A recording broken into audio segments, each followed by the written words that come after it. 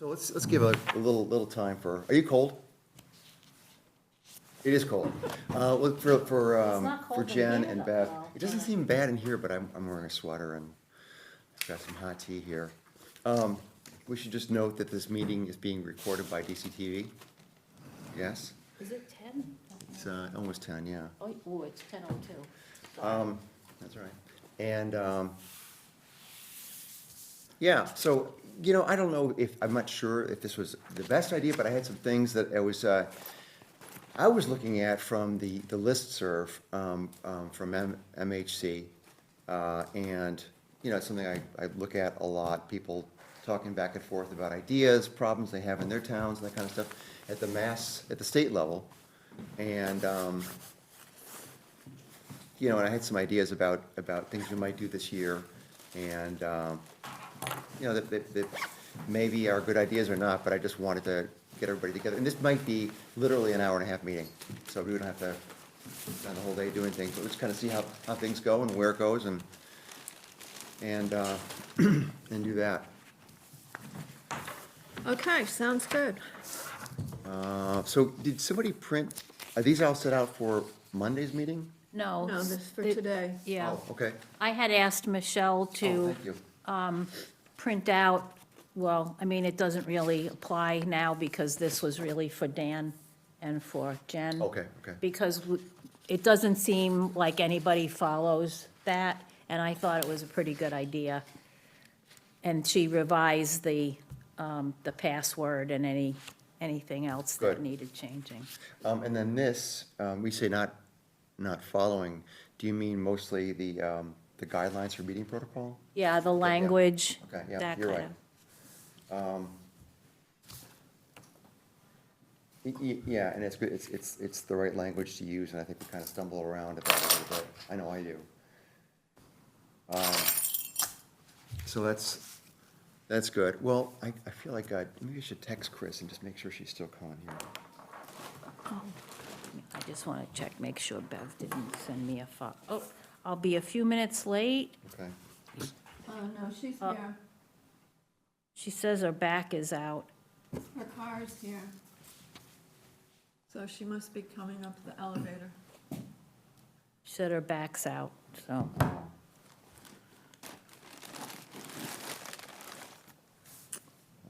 Okay. So, Yeah, we'll give it a little time, just for a couple other folks to show up. Is that okay?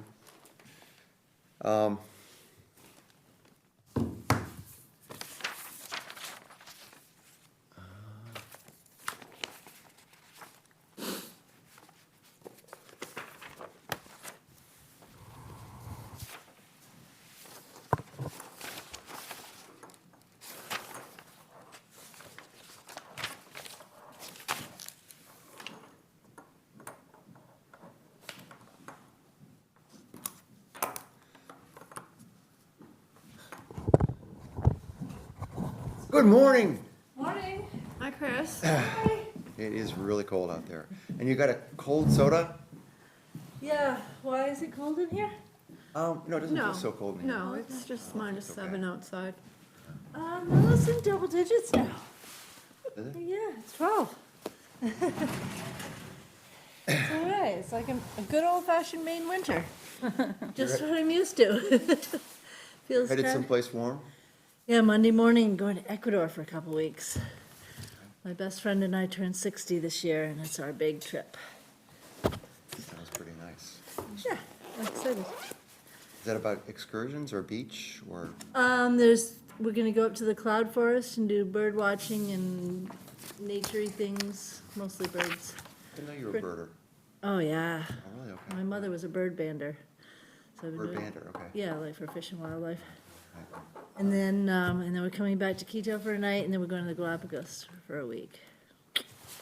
Pretty excited. Cool. It's a nice agenda. Yeah, how's everybody else doing? Good. It's very quiet. Oh, we're just waiting on Bev to come up. I think she's coming up the stairs right now. Okay. Yeah. And as you know, Dan and Jen Yeah, are not they- able to come today, which is okay. So hopefully we'll have a recording here and we'll get to go over some stuff. But it might be a much shorter meeting, which is fine.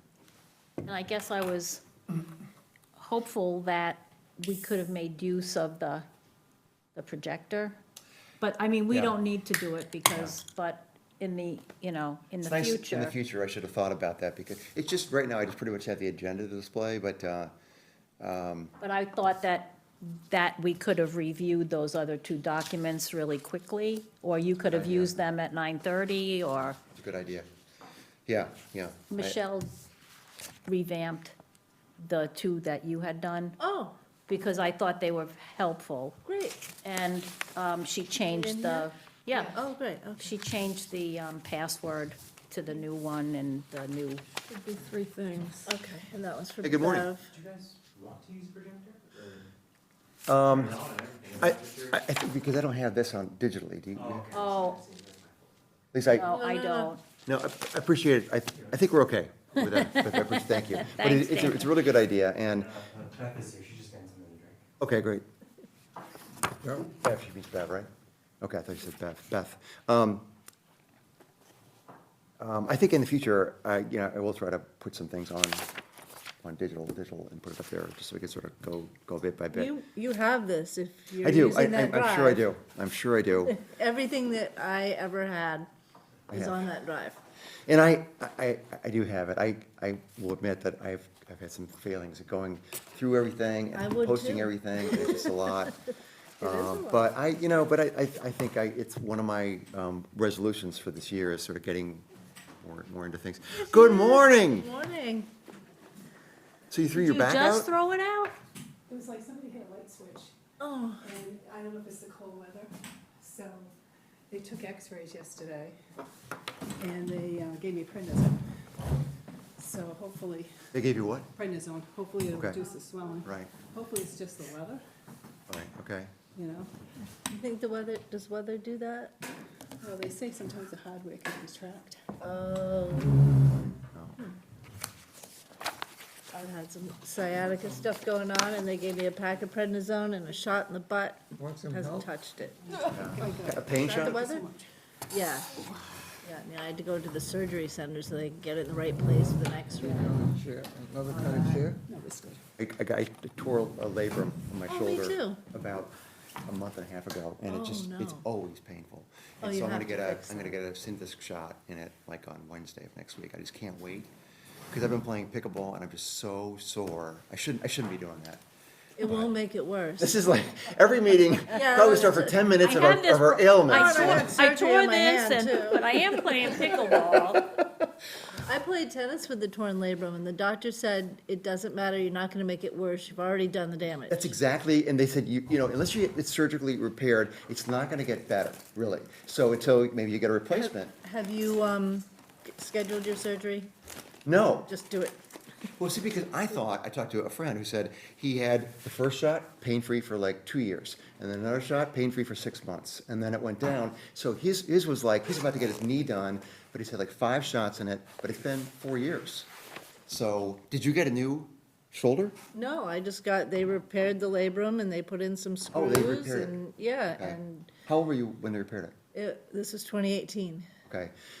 Because I've been told it's like around 60 is the cutoff where they won't bother to repair it. They're just gonna assume you're gonna get something new there. Oh. My wife had it in her hip, a torn labrum, and they just said, we're not gonna repair it. She's a super active person, so we're not gonna do I it, know, so. good as new, I highly recommend just doing it. Was it a day surgery? Yeah, I didn't have to spend the night. Oh, I just gotta maybe push for And that. then I just had the big, it's your right shoulder? Yeah, Yeah, so you're gonna be immobile for a while, but, yeah. you know. I'm left-handed, which is good. I Oh, guess, there you so. go. So for me, it was the opposite. And I was like this, and I was playing tennis with my right hand against a backboard so that I wouldn't listen. Anyway, Yeah. I just highly recommend getting it done and not bothering with the shots. That's just my 2 cents. That's good advice. I think if that's possible to be done, I'll get it done, especially if it's day surgery. Well, anyway, thank you all for being here. I Anybody else appreciate it. medical issues?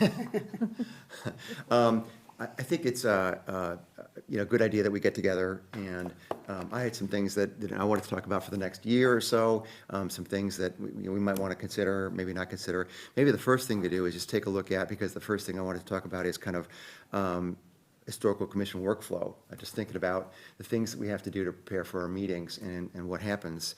And maybe that gets into the well, maybe the instructions for the online demo permit application review that Sue and Michelle had put together, and I think Chris was the originator of this, but is there, so, you know, just everybody knows when the building permits come in, it triggers a demo delay if the building is, it's sort of the applicant's notation that it's 75 years or older.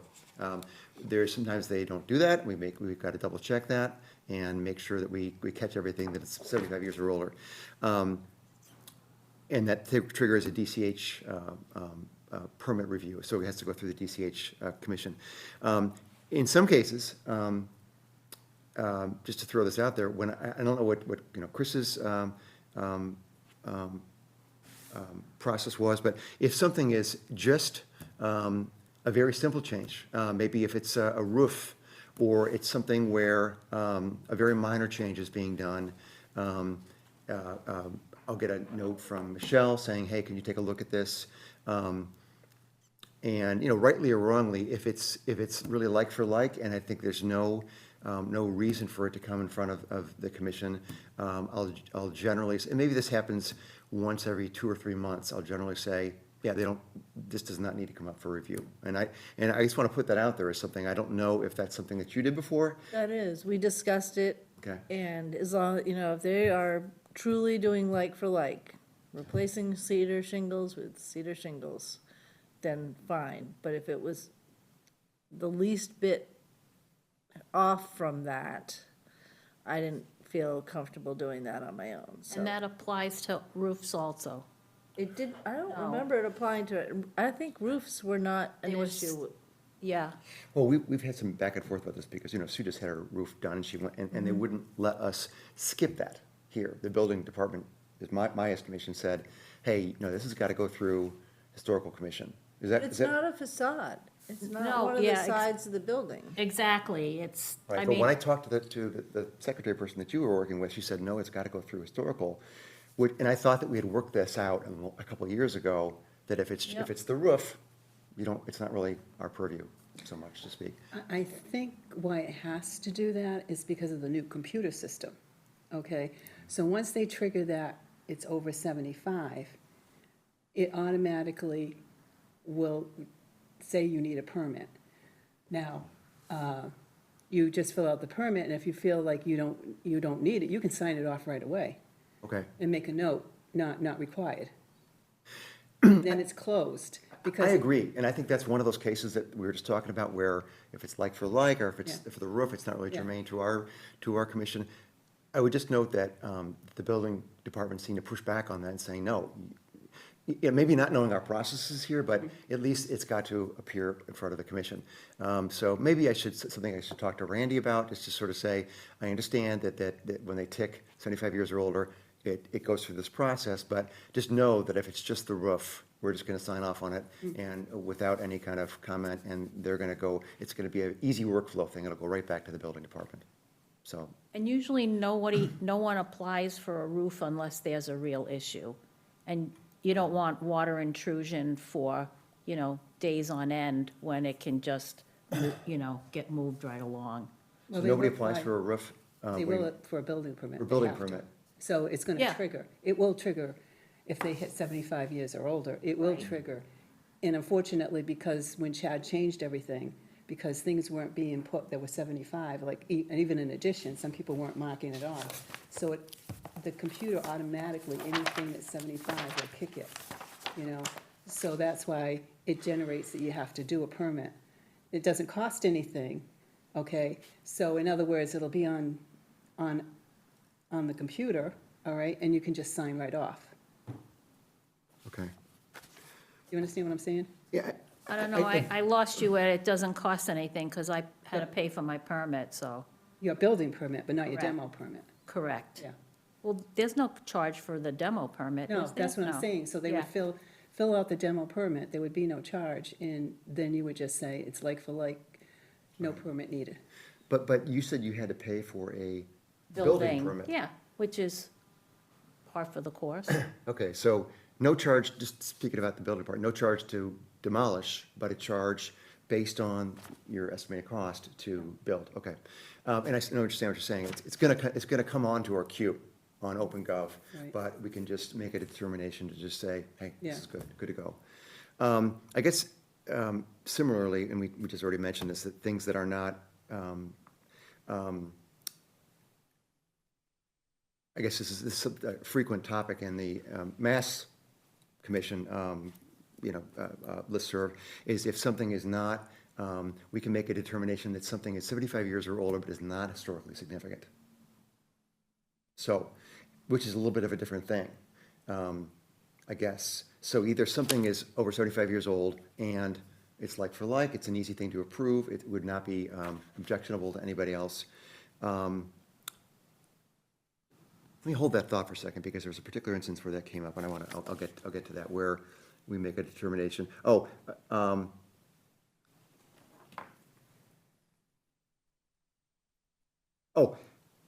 This was a, maybe it's not germane, I'm not sure why cut and pasted here, but for demo delays, which I do want to talk about a little bit. When we talk about it, I'll get to the point, but basically it's just stuck in my mind that if the house is over 75 years old and we want to do a demo delay for some reason, the homeowner, at least in some towns, is able to file an application for preemptive determination of historical significance, where we say, this is not really an historic building, for whatever reason. And they have an opportunity to be excluded from a longer demo delay. But let me table that thought, we can come back to it. Isn't that what the demo delay is? Yeah. Yeah. So why is But- there a separate thing for it?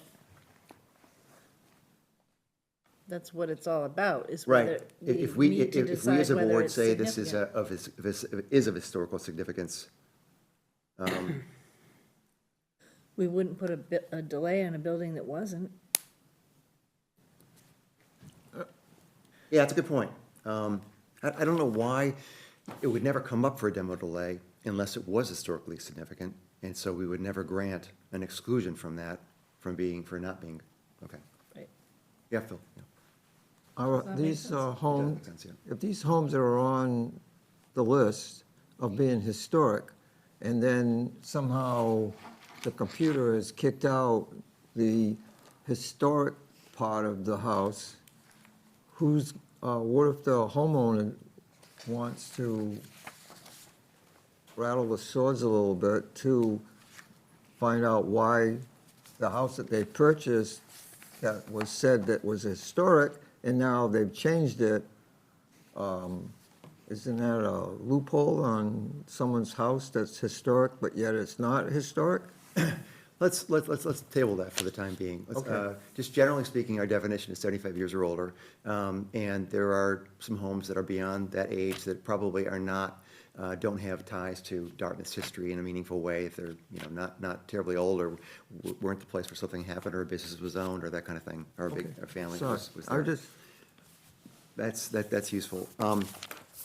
So anything on the application for review, anything else process-wise that we think is, it comes to us, there are usually 3 or 4 or 5. Some of them might have been excluded by me, or we've talked about, doesn't need to come in front of the commission. They come on the day of, and then we meet. I think we talked before about, Sue volunteered to take a look at the office and take a look for DCRs or any more information that we have in the files about them before they come up that night, which is a great help. Anything else from a process perspective that we're not covering that we need to do a better job of, you think, on our meetings, and the basic things that sort of the meat and potatoes we do in our meetings? Other than making sure we explain that all to the 2 new members. Yes, yeah, absolutely. Yes. Phil, you have a question? yes, is the Russell Mills under our purview now? No.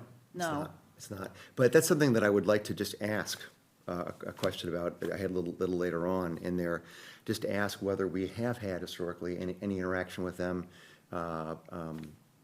any joint activities or anything like that. I never have any kind of a conversation with Matt, I think is the guy who runs. Mike?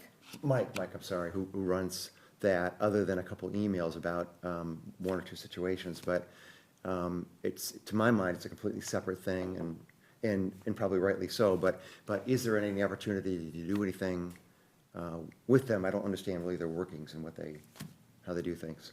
They have a certain area that's under their control, so to speak, and I think, I'm not sure where it is, but you can go on the map and see what properties are in the district. And those are the issues that are addressed. We've had a couple that were on the edge, and if we need clarification, it's sometimes difficult to get a hold of Mike. Right. But other than that, Okay, I never had any contact with him, I don't believe. okay. And I guess I always had the same question about the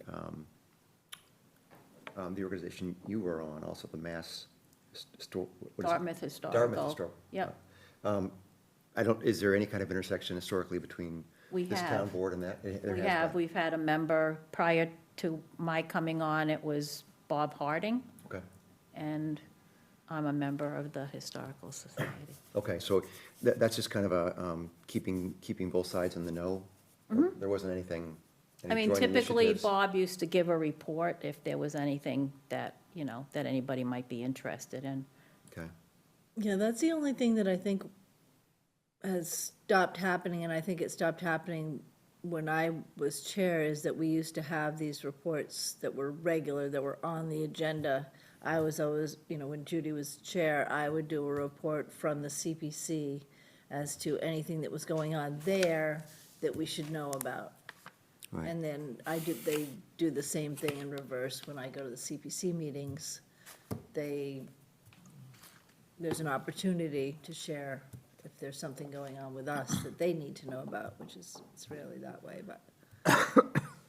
So maybe a more formalized agenda item, even if it takes 1 minute to say, no, nothing came up this month. Yep. Just so that it's not passed over or forgotten. okay. I mean, I think that's a good idea. If it sounds like you could bring CPCs, anything that bears on us to the meeting, and. Right, that's what I and used to do. What is the organization called, Dartmouth Historical? Dartmouth Historical and Arts, it's DHAS. That's part of And it. Arts, okay. What's the arts part? It's a long story. Okay.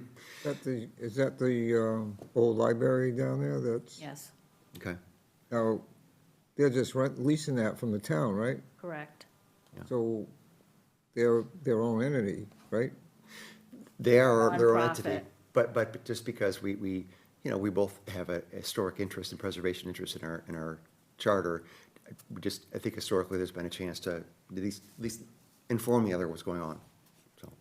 But you also have the Dartmouth Heritage Preservation Trust and the Cultural, Well, is that Aiken Center. House? yes. Okay. Okay, do we think that's a worthwhile exercise as a group to put it on the agenda, just, even if it just comes to, no comment, nothing happened? Well, there's That's money fine. involved in this, like they get they get draws of money from the state. They do, but this is, all I'm asking is whether in our meetings, we should have a representative from, who knows what's going on in those organizations, make a comment or no comment for the course of the month. We're not hoping to get involved with the money Right. distribution like that, so. But, Yes, I think it is worthwhile to have information passed from one group to the other. okay, And just do a roundtable. I mean, Bev might know something about something in the town hall that is going on that's relevant to the historical commission. So just an opportunity for everyone to add 2 cents of what they know about current events okay. for that month. And I think because we've got two members who often know of those things, it's probably not a bad idea, probably an easy thing to do if you are willing to do that kind of thing. I know I like to know more because I'm just learning the different entities in town that sort of intersect with what we do here. I may have. Oh, yeah. sorry. No, go I on. was going to just add that even the Ag Commission, sometimes dovetails because they might be historic properties or old farms, or be working to preserve an area that has, you know, stone walls and stone features or something like that. So if there are land acquisitions that are coming up that might intersect with preservation for us, that might be worth knowing. Yeah, I think that's true. It's a good idea. Okay, and that can be dispensed with very quickly, just maybe the top of the agenda, you know, after we cover approving of the meetings of the prior month or whatever. We used to put it at the end after the demo Oh, okay, permits, just so that we could get those folks going. okay. Yeah, right, it's a good point. Okay, and, yeah, I mentioned this, maybe all of you, but that I met with the woman who is in charge of the cultural center, and it's at the old Southworth building.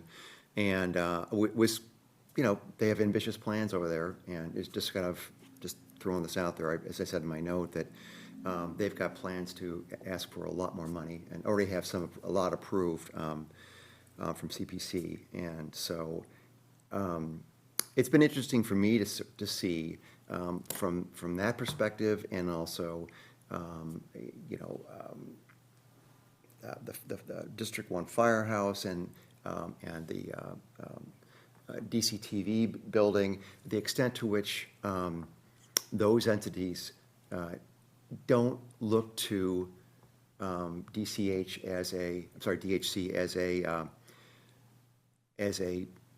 a sort of manager for a project, but all what they really want is just a letter to the CPC saying, hey, we think this is a good idea.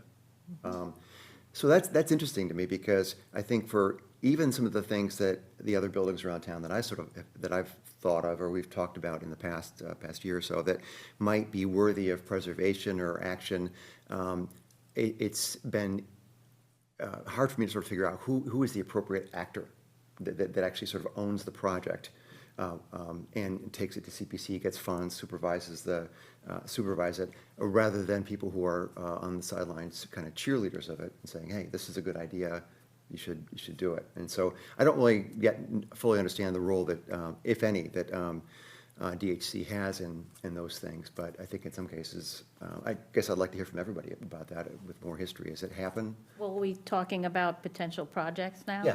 Well, Okay. I'm kind of skipping ahead, just more to, because that sort of, I thought about that with the cultural commission, that they were super organized, and they had plans for the building, and they were just looking for support from other town bodies. Right. Yeah. And that's typically how it works. And just to follow up with the District 1, the old fire barn, they're still interested in moving forward Okay. with the restoration. They're trying to get through what they've got on their hands right Right. now before they. Okay, that's fair. Okay, good. Phil, did you have something?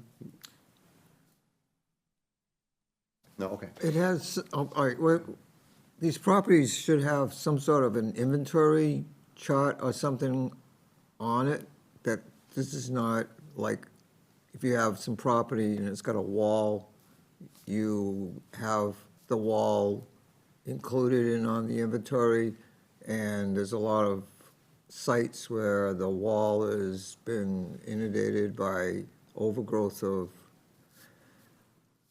Well, let's talk about, I've got walls are on here already someplace, so let's talk about that a little later on, but I think you're right. So meetings and workflow, do we think we have I guess one thing, because we've talked about this before, in the context of meetings and workflow, that I don't think that I've done, is when we get a request for an historical plaque, right? What's the process on that? I think we've said on the new form that homeowners should provide anything that they have, but we've determined that that's not enough, that we somebody on this commission should go and do the research to make sure that it is valid and accurate and that kind of thing. Is that Yes, the right yes. work thing to do? Yep. So, one of the things I would like to do is make some kind of assignments of sorts, just so people feel like they've got things to do. I know Bev is the secretary, and she writes all the notes and does all that kind of stuff. So you're doing a lot of the work beforehand. I would be very happy to be the person who goes to, Bristol County Recorder of Deeds and looks in the office and does whatever is required for when people have plaque applications, unless anybody else wants to do that. But does everybody agree that that's kind of something that we should be doing, and that's the way that process should work, is that we have that stuff in hand before they come in? As long as the plaque application, the people who own the home do 50% of it rather than throw it in our lap, which could which you'd be tied up forever trying to find the titles and the deeds and everything. So if they buy a house, they should have paperwork in their portfolios for the house, and that should be. I disagree, just because of the fact that if they bring something in that looks valid and is to the best of their knowledge accurate, it may not be accurate. And it's always going to be incumbent upon us to go and test the accuracy of it. So I almost feel like, hey, if they want to bring something in, that's great, but I don't want to put them through a process that we're going to go ahead and replicate anyway. It just seems like there's no other way of knowing with certainty than at least we can be a single source of truth on that. So. And if we in fact have files on that house in the office, Right. that's something the homeowner would not have access to. Right. So they would have to come to us anyway, and from there, you would probably need, I would think, and Linda, correct me if I'm wrong, you would go to the assessor's office and ask for the old title cards. So there's already almost a process in place, and then from there, you would go to the Registry of Deeds, because the title cards have the book and page and the year, So here in the building, to the assessor's office, and then to the Registry of Deeds for a final. and the check. office, our office. In our office. Okay. Okay, that's good. That's good workflow. And I will be the person doing that, because I've got, I wanted to actually put a couple applications in myself. So I should be doing that. Okay, good. This is kind of not in any particular order, but just kind of continuing down the discussion of, current stuff. Demo delays. We had experience with two of these before I came on board. I'm sure we've had more in the past, but two particular ones that I know a bunch of you took part in, that I can't even imagine the amount of lifting to get the cards out there, go to town meeting, and all the work required to do the one with Matt Hobbs, and also the one for the old police department. Significant amount of work. I mean, I've got a folder this thick that Chris put together, and it gives me a little headache just going through it. Looking at the scuttlebutt in the last year or so on the listserv, it seems like there are definitely some towns that have moved toward a 12-month or an 18-month demolition delay. And a lot of discussion about why that was important to them and how they finally got a path through town meeting. Do we as a group think that that's something worth trying to get our town's code changed to do? Is there value in it? I guess, what have we learned from the demo delays we've done already that might inform a change there, if any? Have you looked at what kind of a community those extensions were voted in favor of? Are they similar to Dartmouth? Are they cities? Are they, I think, I would say that they're more cities. Cambridge and Brookline are two that I looked at last week. Cities, obviously, and probably maybe with more germane historic buildings, but I don't know for sure. But not our size, I think, probably, if that answers your question. One thing that I think of is, especially just thinking about, well, both of them, cases you brought up, is that homeowners, if it's 6 months, just wait it out. Right. A lot of them have 6 months, they're not even here anyway, they go back to wherever, Cambridge, and just wait us out. And we scramble, and we only have 6 months. And I think if we had a longer period, the idea of waiting it out would be a little less attractive, and maybe they'd be brought to the table. It would also give us more time to find other options. Okay. I think that's very fair. It's probably true also. in the situations that, at least that I have read about. If we do that, like, for example, with those two circumstances I brought up, what is, as a group, what is our goal in that 6-month, 12-month, 18-month delay? What is our goal to do? Mitigation or preservation. Okay, so I think about Matt's place over in Nonquit. I know that, not I, but others reached out and brought in somebody who would, did a 3D survey I haven't seen anything out of it yet, but it did some work to take a look at some of the joinery in the building and things like that. We took a lot of pictures. There was some value to that other than simply signing off on that, and I think that was probably worthwhile. At the end of the day, as you probably know, we never signed off on our historical commission. We never said yes because of the wording in the bylaw, and they went ahead and demolished it anyway.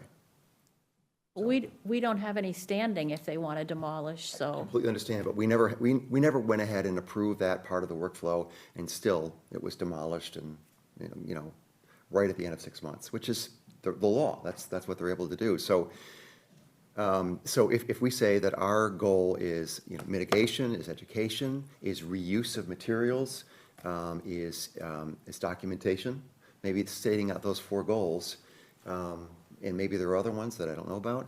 I think those are worthy things, and if we have a homeowner that isn't, or an entity like the police department of the town that is not averse to waiting, then we can accomplish those things. So long as I think we're prepared, that once we go to bat and we go through the work to make that happen, that we have in place, other resources like other academic types and people who you guys have dug up who are really understand the architecture of old homes and buildings, and we can do things, take pictures and all that kind of stuff. and we would do that, I don't know about anybody else, but we would follow that path anyway, because at the very least, we want to document what was there. Yeah. And whether we have 6 months or 12 months or 18 months, it's going to happen as quickly as we can make it happen.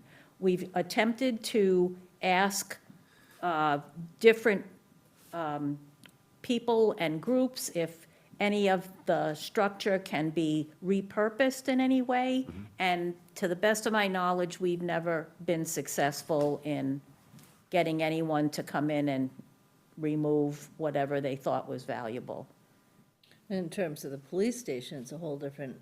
Yeah, and that's Hey, we moving don't- in a different direction Right, anyway but right it's still the now. idea of having time to contact like the remediation people to see whether the building could be gutted and reused. Those kinds of things can take time, and it can be weather dependent and COVID dependent and all those things. So I just feel like sometimes buying ourselves more time, I can't see how it would be a bad thing. And giving, I don't think, I don't know how many people get involved with a contractor or a developer that wants to speed that process up, and then they're gonna say, well, I'm gonna lose my contractor, which is what a lot of people say now, because there's tons of work being done. So I don't know if we'll get a lot of pushback from the industry. That's a good point. I mean, as a homeowner, if, I guess, taking a step back, if they come in front of this commission and we say, hey, this is one of the oldest buildings in Dartmouth, it was blank, blank, blank, here's how it fits into the history, would you consider X, Y, and Z?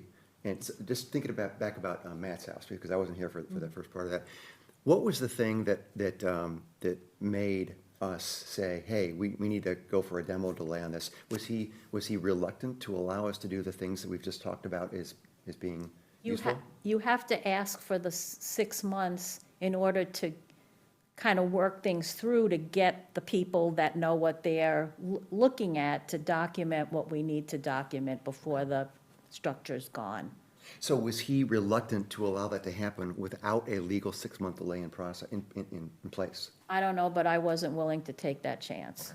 All right, very And fair. and I think anybody that was involved that was for me, that was a heartbreaker, that we couldn't make anything happen. We couldn't move it, we couldn't take some of the joinery out. We couldn't even convince get- him to get an architect to make it work for his children who are gonna be there for 2 weeks. You know, and the one thing that I wanted to do, just on one day, is get kids or young people from a PhD program at wherever it was, maybe it was. Roger Williams. Roger Williams, come out for one day, under supervision, and simply take apart a couple of the joined walls to take a look at the style of joinery from that particular time period. He said, no, it sounds like a big liability issue. And even if Exactly. they said that they would, I think I forgot the name of the professor, said that they would, sign waivers, he said, no, we're not gonna do that. And I just thought, that would've been really cool. Yeah, But that's the way the world is going, and we talked about, and I don't want to belabor any of this, because this is kind of a big Yeah. agenda, but when I looked into having the little library in North Dartmouth, behind the old North Dartmouth Library, at least stabilized so that it could be moved again, we used to be able to use the New Bedford Voc all the time. Their carpentry and any other department that could be involved. They won't do it anymore. They won't do it on the high school level, they won't do it on the university level. It's like, how is anybody gonna learn if they can't, they're gonna what, learn from YouTube? I guess, so we had the Voc people do the veterans gazebo about a year New ago. construction, different. Oh, that's true, it was new construction. As soon as you Yeah. start talking about, oh, it's got plaster, it's got this, Yeah, okay, good point. asbestos, what else are we gonna find? It's dusty. I was like, do you not encourage the kids to wear respirators? Yeah. Not good enough. One other point, about the Washburn Lane property. It would be good if we had some contacts within the contractor community who would be willing to come and do some of that kind of work. In a lot of towns, there are known contractors who are involved with historic buildings, and they're almost an expert in the historic world. I don't think that we, as a town, we as a commission, have real good contacts with contractors who might be able to convince a homeowner that there is a portion of the building that's worth saving, and that they would be willing to take on the job, not pro bono, but Right. at least for a minimal fee, to remove some of the elements that might be considered historic. At the Washburn Lane property, there were a lot of things there that could have, should have been saved, and Save for use in situ? in reuse. Reuse, okay. And I contacted, Nathaniel Allen, I contacted Yes. him, and I contacted Tom Figurito from Marion, and they're usually one-man shows, and I can't fit it into You know, what I'm there's doing. storage issues too. You take a bunch of old beams or old windows, and then what? Yeah. Right. It's a tough It's a thing. tough world to, try to do, and if you don't have that structure existing, it's hard for the commission members to reach out to somebody who isn't in a position or hasn't been doing it last week. You Right. can't start the process and think that you can accomplish it within 6 months or even a year if you don't really have somebody who is willing and able and capable of doing that kind of work, and Dartmouth just does not have it. There are a lot of towns that do, a lot of places that do, but it doesn't exist in Dartmouth. And in all honesty, was that really gonna change Matt Hobbs' mind? And no, it No. wouldn't have changed the total outcome, but some of the elements could have been saved, the architectural elements. I guess what you're saying is, the building's gonna come down anyway. If we could have come in and said, listen, before, the day before you take it down, or the week before you take it down, we'd like to remove these Yes. items. Which makes total sense to me, and I don't think would be objectionable to a homeowner. Building's coming down anyway, stuff's gonna be thrown into a dumpster. And you're saying we haven't got the deep bench of experts who've got the time and energy to come forward In storage. in the storage, yeah, good point. Yes, Phil? May I put my hat on? Whatever you want to do, I don't care. Oh, it's getting, So, okay, so do we as a group, I mean, I think we've articulated some problems with what to do if we get a demo delay, or if we have somebody who's willing to work with us, a homeowner who's willing to work with us for reuse or whatnot. Is it worthwhile? I think, Chris, you made some good points about, listen, if it's a 6-month delay, people can wait that out, it's not a big deal. Is it worth our while in the sense of our mission to either educate, reuse materials, the other things we've talked about? Is it worthwhile going through the work to try to get a longer demo delay written to the town code? Well, I think you made a good point about the education piece, and we've talked around this for a long time. Someone that does a program like the House Detective, although now I see that she's Australian, and I'm sure we're not gonna pay for her to come back and do something like that, but there are 2 people on the Historic New England website. They do educational programs, and there's a woman by the name of Elizabeth Paliga who does energy retrofits and the historic home, historic preservation easements.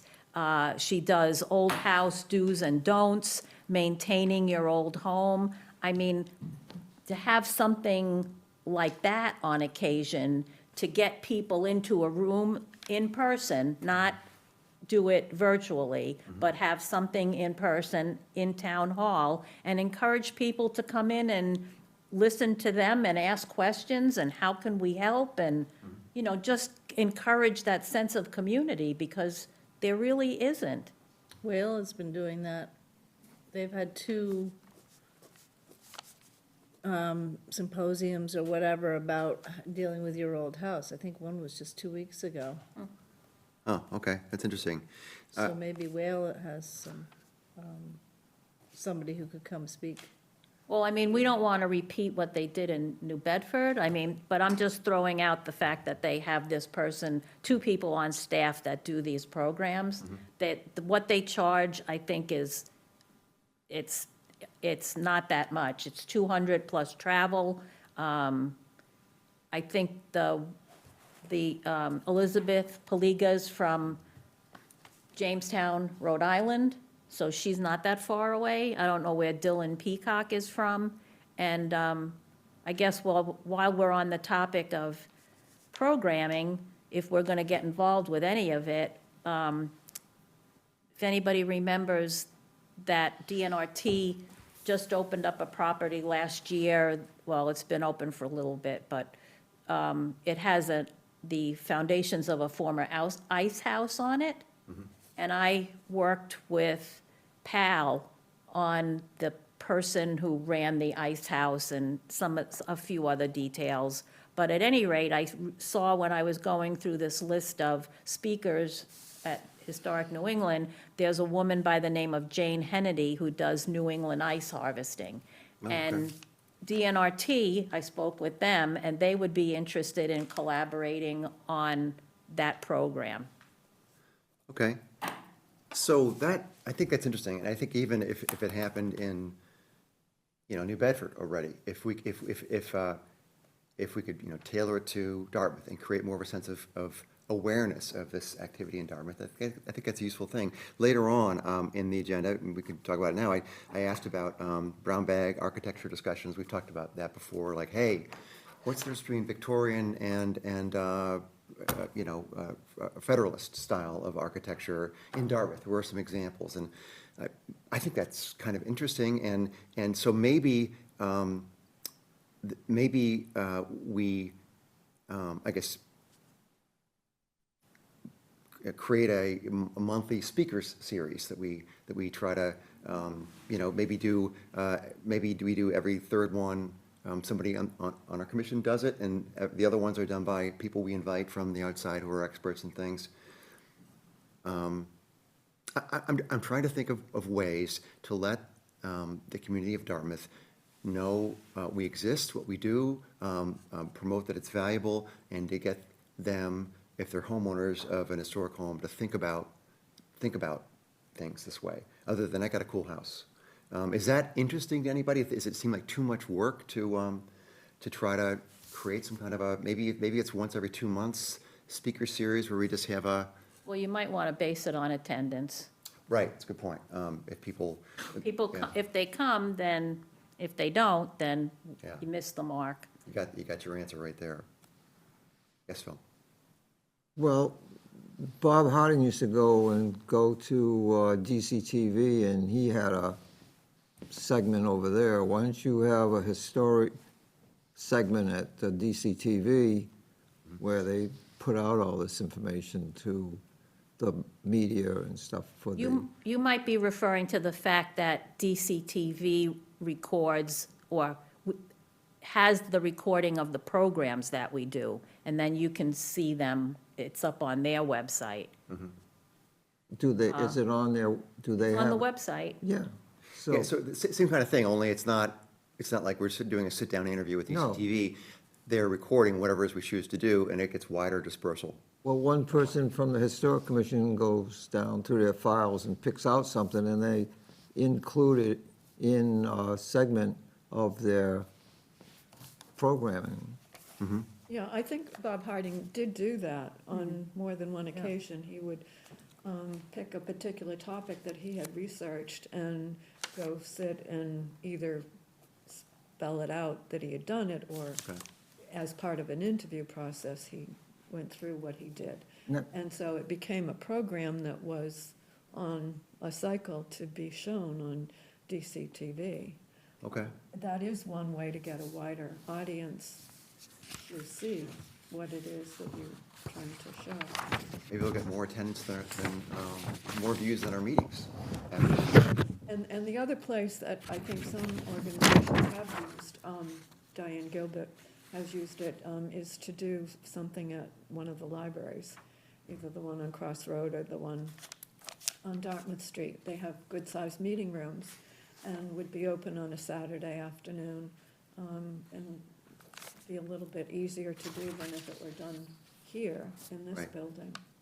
Okay, You could also tag it along with something that people would be showing up here for anyway, like a town meeting or oh, that's a good thought. something, so that, it would be in the hour before that, or, I don't know, I Or was voting or something like that, yeah. But what, Yes, sir. off my head. you should have something that is like a training, educational, fundamental start. If it have a segment on TV or on the activities of the Historic Commission, and what are the rights and wrong of how you present your house before the commission to show the right way and the wrong way. So if you come in here with a sketch of your house and come and present that, we won't accept that.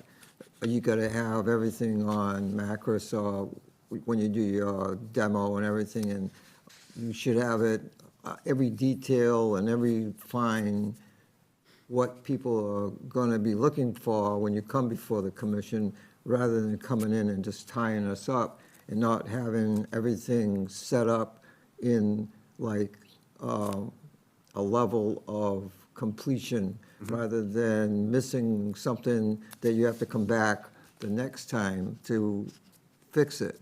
And I think having like an educational thing at the library or something where you get a number of people who are looking to do their homes to come have a meeting at the library, and we'll run them through a pre-demo,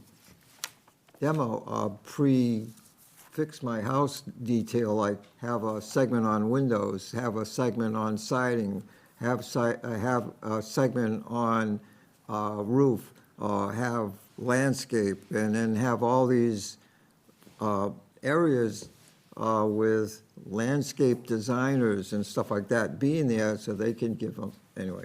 No, it's good, it's a good thought. I think it's, the overlap might not be there. Like, if I want to, redo my home down the road, I might need to know what the process is. I think that they have to go through the building department, which is gonna enforce that they have plans.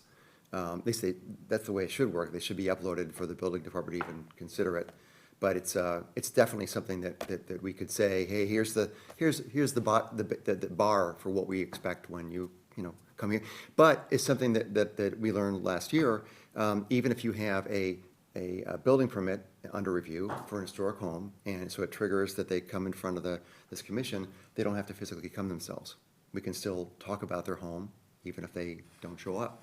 The only thing that might change then is if we have questions as a group, then we have to follow up with them after the fact. So our approval might take longer to come until they answer the questions, I guess. Well, But they they don't should- have to show up. Well, they should have a survey for the homeowners now, where we mail out a survey to the homeowners now, and then they have to fill out the survey on their homes now, and then it's on file somewhere. So when they go and had to do something 5 years from now, it will be listed in the computer of what their plans are, and Yeah, I think that might be a lot of extra work for them, especially if I think people don't think about those things until they want to think about those things. And so but it's a good point. So I like the idea of doing something educational, because otherwise we're here in this room and we only interact with people who come before us with a request. But it might be too much work, but as you say, we can try it a couple times and sort of see if anybody's interested, if there's any attendance. Is that, Another resource that hasn't been used lately is the newspaper, or Dartmouth Week. Yeah. Making a contact with someone there to do an article every month or every quarter. Yeah. You could overview some of the information that is required for demolition application, kind of go through the process of, a particular building, yours, mine, somebody that has done something, and say, these are the steps that you need to take. That would get a fairly wide Do most audience. homeowners do their own application, or do they get the architect and the contractor to do the application? It's Good question. both. It's, Yeah. But I think, well, Bev, maybe you Well- want to speak to that, because, If it's something minor, a homeowner does it, okay? Sure. Unless it's like an addition, then the contractor will do it, But I've seen homeowners do their own, yeah, they're and pretty handy. we get them, but I want to say that I think Yeah. it's overwhelmingly on the side of And the then- Yeah, contractor. but then sometimes they want to be the GC, so they'll pull the permit out themselves, and they'll hire each individual person to do what the work they want. So in other words, they might have their own plumber, their own electrical, instead of going through the contractor who has their own, But that might be a good idea with a paper, because, you could say spring's coming up, and that's when everybody does all their work. Usually, nobody's doing anything now, this is like the low. So spring's coming up, and that's when everybody starts going outside and looking at their house and seeing what needs to be done. They get their tax returns in, is this what goes on at your house? Okay. and some of them might not know the 75-year Yeah. trigger. Just to understand that in and of itself Right. is one step. And then the fact that it is 75 years requires that you give information. And they may not know that they have to give that kind of information. And then you can And tell then- them about Macris. And then, so it's a stepping stone to Yeah. education too. Right. That you can say, okay, yeah, the Historical Commission does review these things, this work. And by the way, we do have some information about your house. And yes, you are required to answer some questions about what you're going to do and what kind of replacement materials you're going to use. And to some extent, the commission may be able to move a decision one way or another. Aluminum fascia board is probably not what you want, but if you can steer them to at least the AZAC kind of material, you've made some minor change in what the Right. appearance of that building is going to You've look influenced like. something. So I did reach out to the editor who does Dartmouth from about a year ago, and she went and she talked to her editor and came back and said, well, because I was proposing like a monthly column. He said, well, we're not so sure about that. What would the topics be? And I never got back to her on that, so I really fell down on that one. I just, There might be a new editor by now. her name was Ashley something, I believe, but at least there was some willingness to at least, continue further, and, I kicked myself a bunch of times for not following up on that, because at least I had somebody's interest to some extent. I think it's a good idea, and I think if we say, hey, I don't think they want to do it every month, because then maybe every commission would want to jump on board and say something every month, but if we say, when a topic of interest is germane, like springtime, you're thinking about doing your stuff, and maybe ad hoc one, different styles of architecture in Dartmouth. I think the focus I got back with thinking about her note to me was, well, it's got to be news, like there's got to be something going on about that thing, as opposed to just general dissemination of best practices or whatever. Is there, was there a fire or something, or something like that? And I think maybe that's where I mentally stumbled and just dropped it. But but I think there's, in the whole spectrum of things that we talked about, DCTV, the newspaper, having, what I call brown bag lunches, but essentially a meeting where people can come in and say, yeah, I want to learn more about the style of architecture, or what I need to do to get a permit. I think that's interesting. And I guess I'd like to, and also, Chris, you mentioned, or both of you actually, historic house detective and historic New England. I think that's really cool stuff. And I don't, maybe just me being sort of new to this, I don't get the sense that a lot of people in town think about those things as much as maybe we do. Yes, Bill? Can we use QR codes on items with a message in the QR code, where they would just scan it with their phone and it would come on their phone? Well, for example, like what? You'd have historic home of the month, and then they could scan it and they could see what this home that's been gone through the process and done everything, and then you could have educational QR segment for something that's coming up for educational thing. Well, let's talk about that. Not the second, but I had something that touches on that coming up soon, so it's a good point. I want to just kind of finish going through this a little bit, but that was when we get to discussion of I guess, number 2 here, discussion of possible initiatives for planning, preservation, and outreach. I think that's in there. I just want to make sure that we've covered everything in one first, demo delays, scope of, and I have not really looked at DHC charter.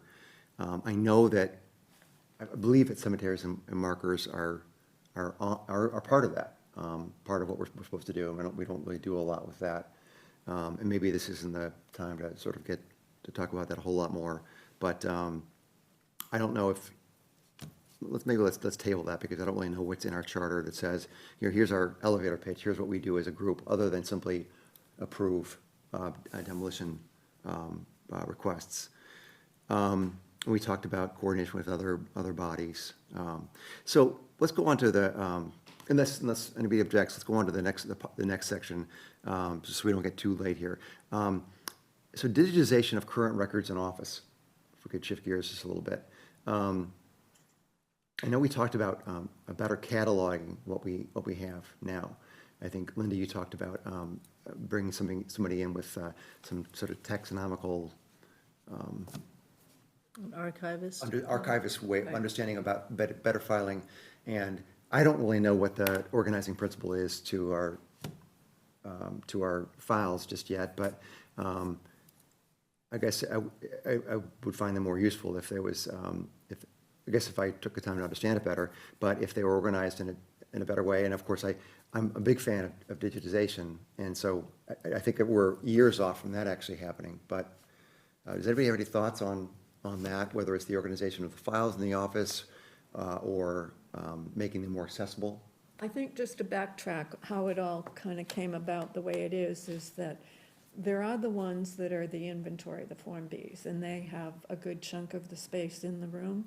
And then the other files are sort of what anybody thought was the way to do it when they had something to put into that room.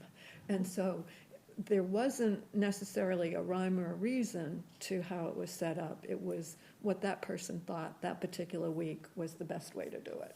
So I don't think you can backtrack on what's there and say there's logic to it, because there probably isn't. To start afresh is probably the best way to do it, and that would require kind of going through whatever is there, figuring out what's there. I have no idea. And then saying, okay, how do we want to use this? What kind of issues or questions come up on a regular basis that require us to go in there and find something?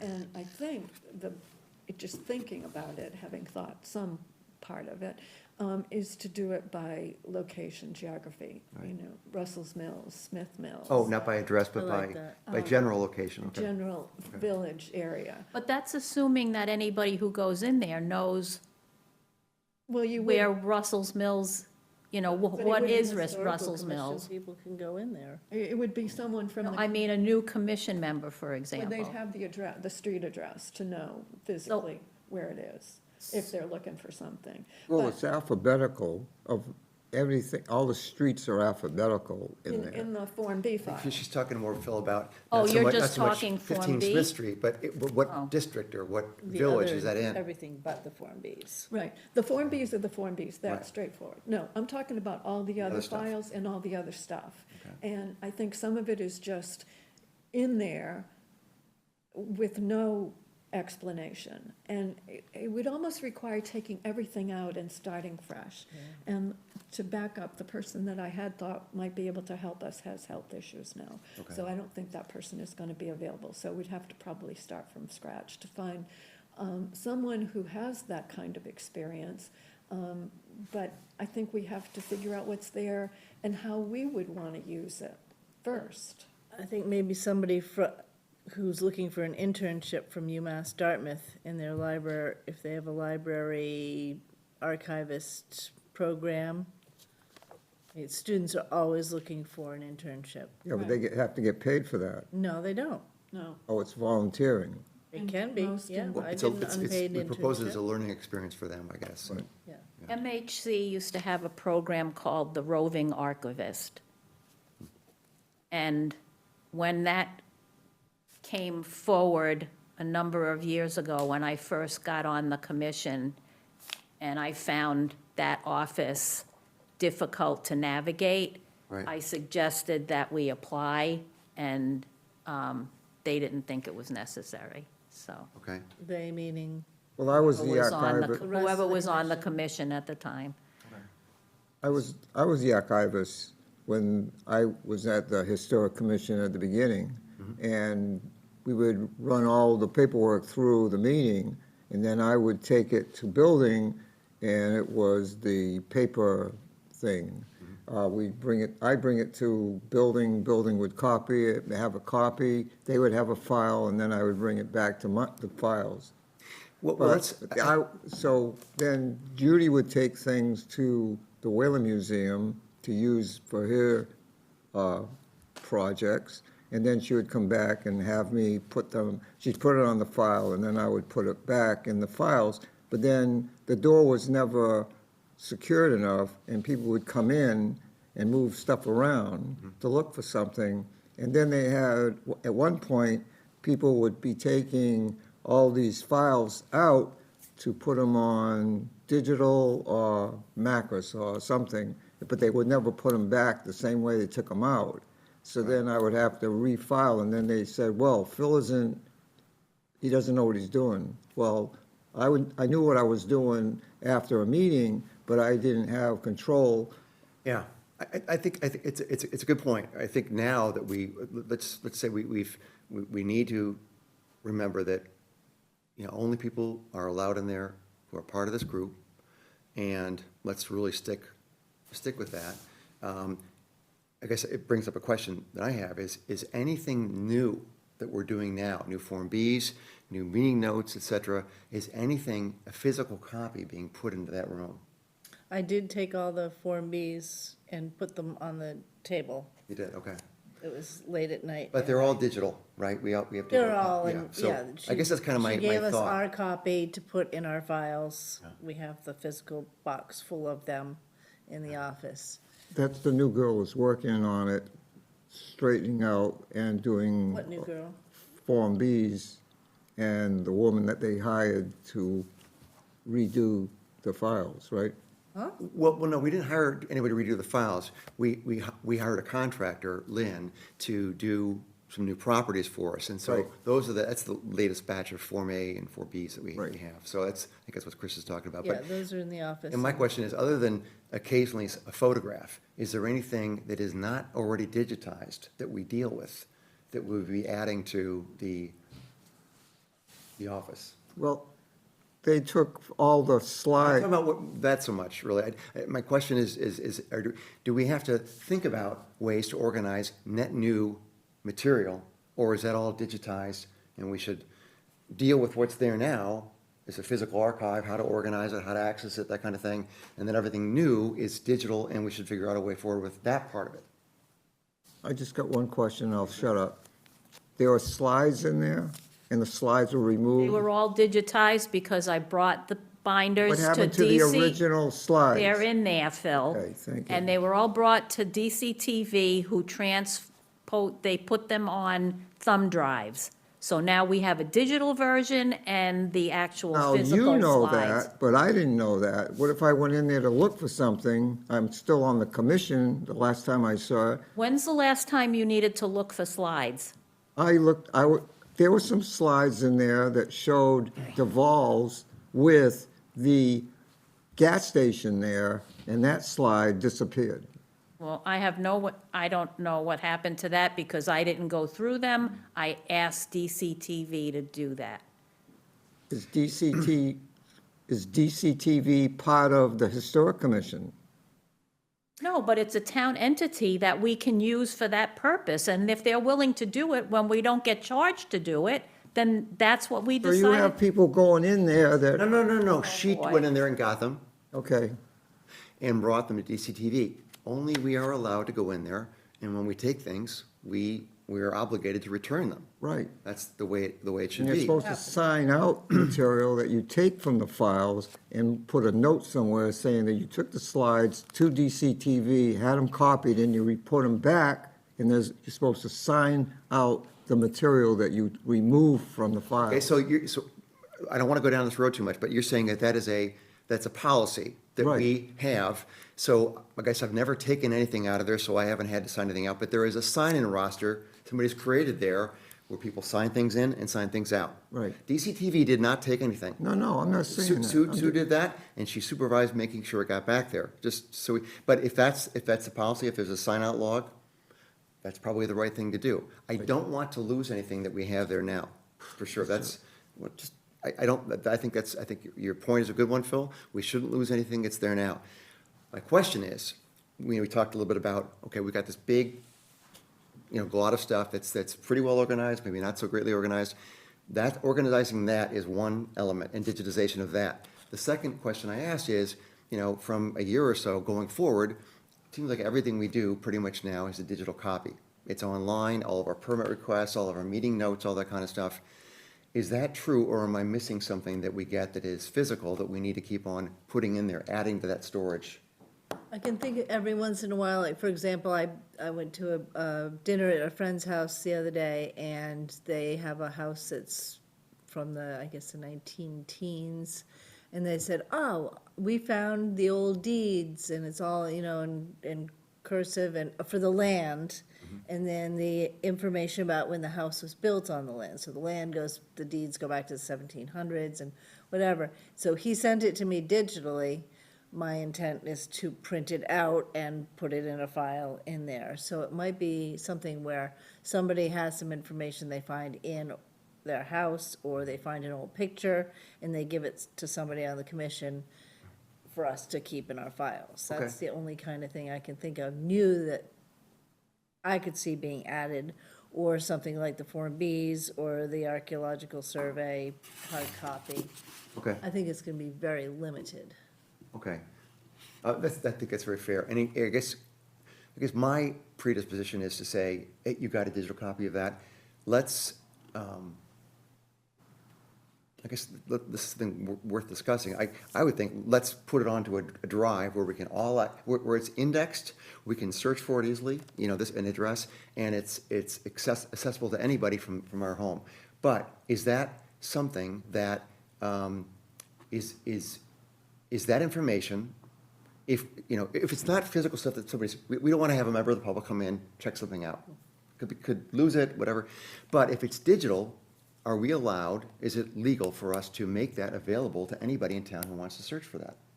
Is that legally okay, and is that a good idea? Say we've got something like those deeds, they're digitized. We have a shared drive on Microsoft SharePoint that the town hosts for us.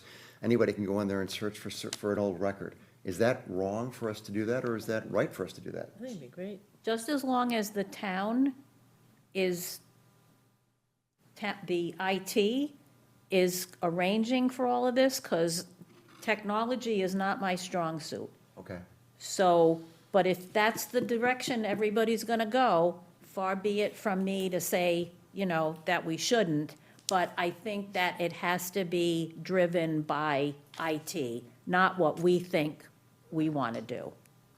It needs to be something that's easy to do, like if you had an old photo, that you could take a picture of it and then send it to Chad, and Chad would put it on the server, right. or something like that. It needs to be that easy. I Yeah, agree. I agree. But I think it would be great. I'm trying to research for this book, and the amount of digital material that I've been able to gather, and it's just phenomenal. I've done so much work from my house. Now, I still have to go to the library and various places, but I've just really come to appreciate having so much available digitally. And I think that we have a great resource in those file cabinets with pictures and deeds and everything. It'll be great when that's available. And it would have Okay. to be indexed, correct? You're right, it has to be I indexed. mean, we can't just have a random bunch of, Oh, no, it would have to be, homes, or yes, it has to be, again, something with an archivist, with an intern who would work with us and the town to put it up on this server in a way that's organized and searchable. That's exactly, right, and I was thinking, whatever organizing principle we use there, we should be doing. So when I would look through the Match. trove of material that you had in your thumb drive, I've copied it all, but I really haven't organized any of it, and there should be a way to do it, whether it's by region, by address, and then there's always gonna be stuff that's not part of that. Meeting notes or thoughts on this or whatever else. I don't think that there's anything in that group of material or anything that's there in the office that should not, that should be disallowed from being viewed by the public. We're a Except for public the commission. Archaeological Survey. Except for that, except for Native, that. Anything to do with native. Yeah, I agree with that. So to me, even, meeting notes, whatever, hey, that's all public record. There's no reason why it They're already shouldn't. posted. Yeah, that's my thought, but go on, Bev. I just have a question. So I know when I was still here working, they hired somebody to go through this whole town hall to digitalize all the offices. So the building permits, everything. I don't know where they are with that right now. they haven't even gotten through building Right. yet. So. They told me it'd be about 3 or 4 years before they Yeah. got to us. So they haven't Talk to them. gotten to, nobody's gone in there. It's like one or two people with a scanner sitting in the office down at the other Yeah. room going like, Yeah. and it's, so, now there are automated ones that take, they ingest slides, paper, pictures, everything. We've got a very manual process right now. Yeah. And I think, I don't know, I haven't gone through the files, okay? I think if we're gonna go through the files, we should all go through the files. I think it should be a group effort, A learning experience. Yeah, I agree. To pull out a particular drawer and say, Yeah. oh, this is all about Smith Mills. Yeah. And we have some write-ups, we have some pictures, we have people who used to live there, who gave stories. Some of it is helpful to know, some of it is so far beyond helpful. It's just there. Right. So I We guess, don't know what's there until we start Right. digging, but we would have to be very disciplined, because once you start looking, you're like, oh, wow, check this out. you guys, come here. Yeah, Yeah. So what is the way forward on this, do we think, as a group? Obviously, it's a lot of time, too. Something that we don't all have. It's a lot of time. So I can try to talk to UMass Dartmouth about getting some technical help around archiving that would provide a sort of taxonomical template for both what we have there and what we do online. That's great. But then there's going through all the files in there. Probably it's a couple weekends worth of work of pulling out and saying, what's the best thing to do with this particular file? What's the best organizing principle? And then Would you say a there's, couple of weekends? okay, Whoa. 10 weekends. I don't know what it would take. I have no idea. I spent 3 hours in there once and I didn't go back. I just thought, I can't find it. I was looking for one thing, I couldn't find it, so I gave up. So, Could we do, like, we have the first Monday of every month, could we do like another Monday every month? Just to do that a couple hours? I'm willing to try that, but We I'm need just one person. direction. Yeah, adult supervision. I mean, just everybody going in there and saying, pick a drawer, pick a folder, pick a bookcase. I mean, it's very random. I mean, there's got to be a bit, like an approach. And I think if you find someone who is in that world, first of all, whether they're an intern or somebody that used to do the job for real and is willing to do it, as a contribution back to the town, I think you could probably find someone who has some experience. Maybe somebody at the library. yeah, a maybe one retired of them. librarian, or Yeah. a librarian, They period. might know that. Somebody who, is willing and interested to have a And full-time job. I'll contact MHC to see if they still do the, We could still get a head start by program. picking a day and a time, say 2 hours, and we're gonna start with this one drawer Right. and write down what's in it. Yeah. And just start with that, like just what is here? And limit ourselves to one physical entity and no touching anything else. Because I agree with that, because for me, the most important thing is not necessarily what drawer it's in, but what's there. Yeah. Because if we know what's there, if we can index it, then I can easily search it. Oh, well, it's there someplace in between drawer 3 and 4. That's even more important than the organizing principle, I think, because I just want to have an index. That's Right, if we important. started with one drawer and we, let's say we had 5 people and we split into 5 parts, and you take the 5 sections of it and you sit down at the table and you write down what's in, there are these files in my pile, and here's what's in them. Yeah. And then you put them back in the file cabinet, and then you have a record of what's there. You go home. Yeah, I think And it's. that's it. So I think it's a good idea. I can certainly suggest another Monday of the month or whatever, and whoever can show up, that's great. And no harm if you can't show up. But I think a 2-hour stint, one drawer, I'd be willing to take the notes. I type pretty fast and make a little index and just to document what's there first and foremost. Because then, if you do that, I think the organization principle becomes that much easier. Because, okay, now we're going to organize this way. Well, 30 things in drawer 6 fit into this rubric, and so, We could Anyway. even start, if we could all start together once and get a process, then you could potentially say, okay, this is what we're doing for these file cabinets. So if you had an hour on a Tuesday afternoon, you could go in and do the next section, and we would have a log. And you could say, I did, that's great. Ad hoc. 17 Elm Street to 58 Elm Street, whatever. I did this section, put a little bookmark in there, and catalog what you did. And then the next person knows, okay, he's gotten this far, here's what's there, then think we the- wouldn't all have to meet at the same time, which I think is a really hard Yeah. thing. If I have an hour here or there, I could just pop in and get something done. I think that's a good idea, because then, as you say, you could just say, well, this is what I got done, and here's what's next that I didn't get done, and then the next person could sort of pick up and go with that. I think that's a good idea, And then we because it just is hard to get a establish group what's together. there, and then when the archivist, whoever it ends up being, comes to help us, then at least we say, here's what we have in this room, help. Okay, that's great. But I think the initial, everybody has to get together once. Start Yeah. together, Start, yeah. Bill? create a process. The first two file cabinets in there have got nothing but copies of it, of paperwork that is now on Macris. The first two file cabinets. Okay. The third is in alphabetical order. All the homes that are in Dartmouth that have been demoed or whatever worked on is by street and number of the homes all the way down. Okay. And there's 4 files of that.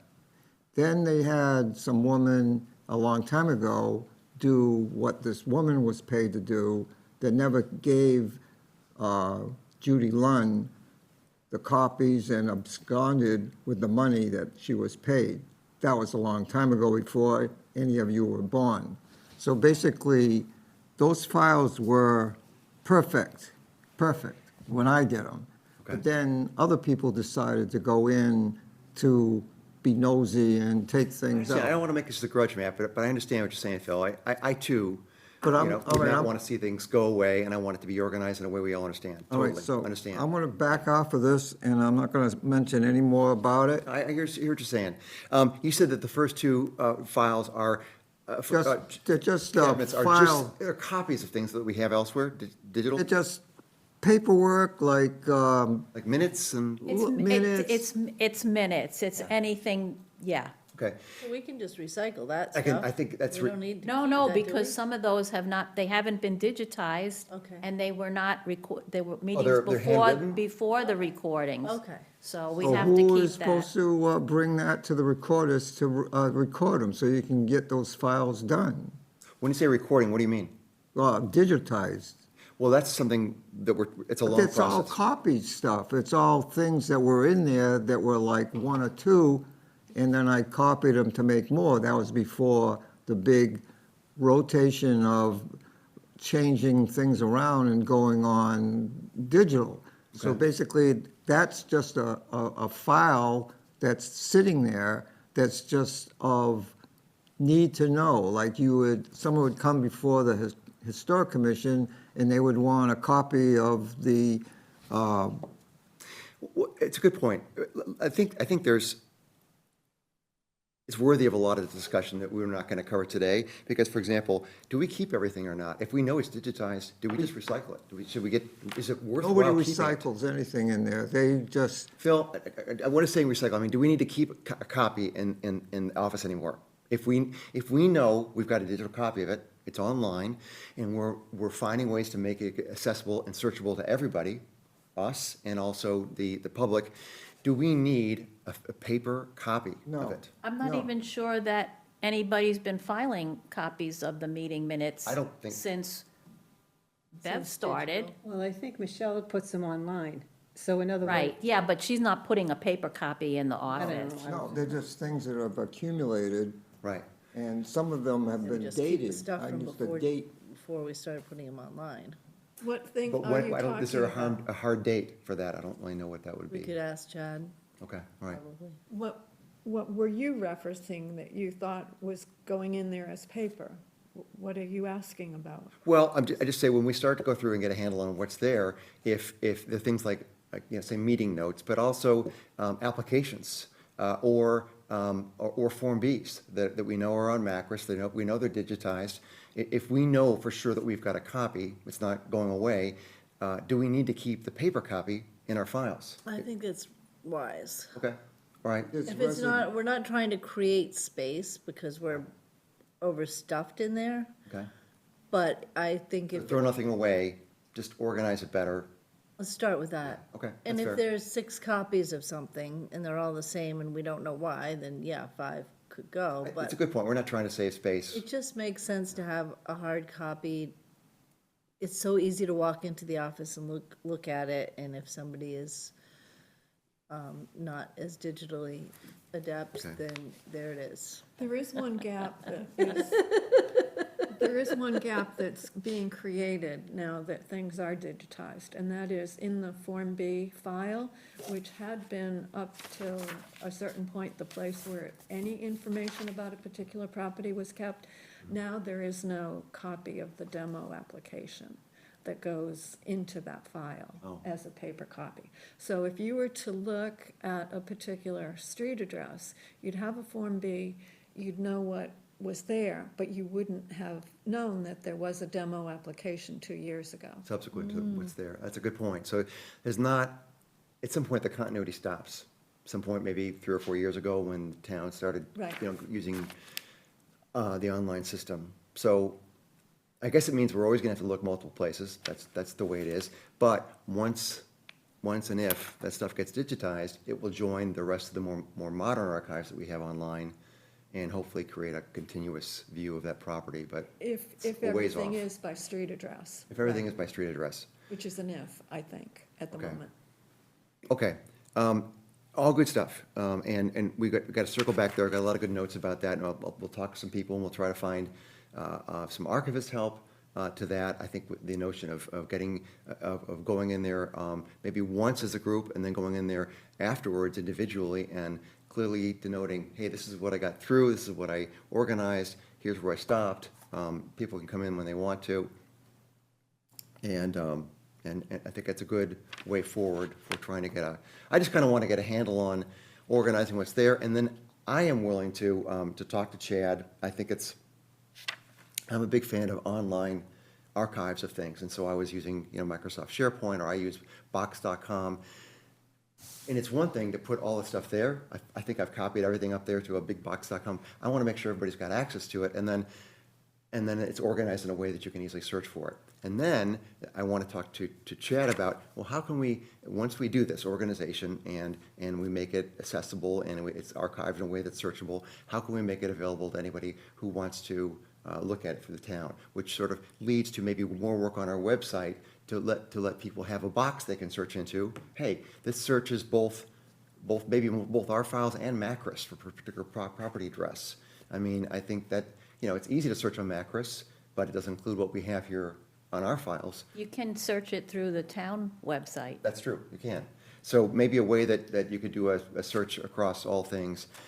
Again, our website really is not very good, and that was another topic I didn't even bring up, but it's, maybe it's something that's kind of along the same lines. It's digitization, it's maybe getting some adult supervision and help with that. And then it's care and feeding. Once it's built, then we gotta sort of update it. And I think the last thing changed on there is from 3.5 years ago, and We Yeah. keep hearing that we're gonna get somebody who's gonna redo our website, but nobody's ever reached out and said it's Michelle our volunteered to turn. do something.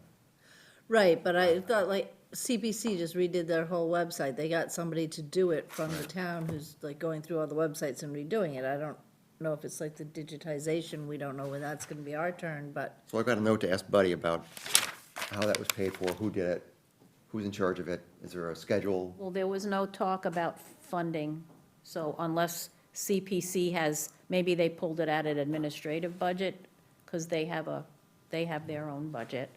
How long ago did they do it? this. About a year ago. Yeah, but Could it have been- they've been updating it with all the projects, so now there's a map on there, interactive, that if you click on it, on whatever, an icon, it'll show what the project was, whether it was open space, any of their 4 categories, a housing project, historical, and then it'll give you how much money was awarded, when the project happened, what it was, a little box Because they did comes have up. somebody in the select board office that did communications and stuff that. She's worked on it, gone. And she's gone now, so I'm wondering if Oh, she probably had was done it. her, I forgot her name, but Yeah, maybe that was, because I went to a presentation at CPC where she walked everybody through it. Magnolia. Yeah, maybe, yeah. So, well, maybe it's time for me I to talk to think Chad that- and learn more myself about I that. think we could do something fairly simple, because I know years ago, people would always complain, oh my God, the Historical Commission has all these old photographs and we never get to see them. What? There's no photographs anymore in the files.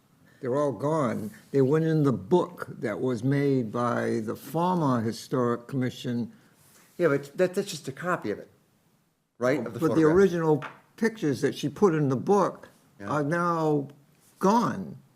So all the pictures that are in her book, she published, and only the book is there, but the pictures are gone.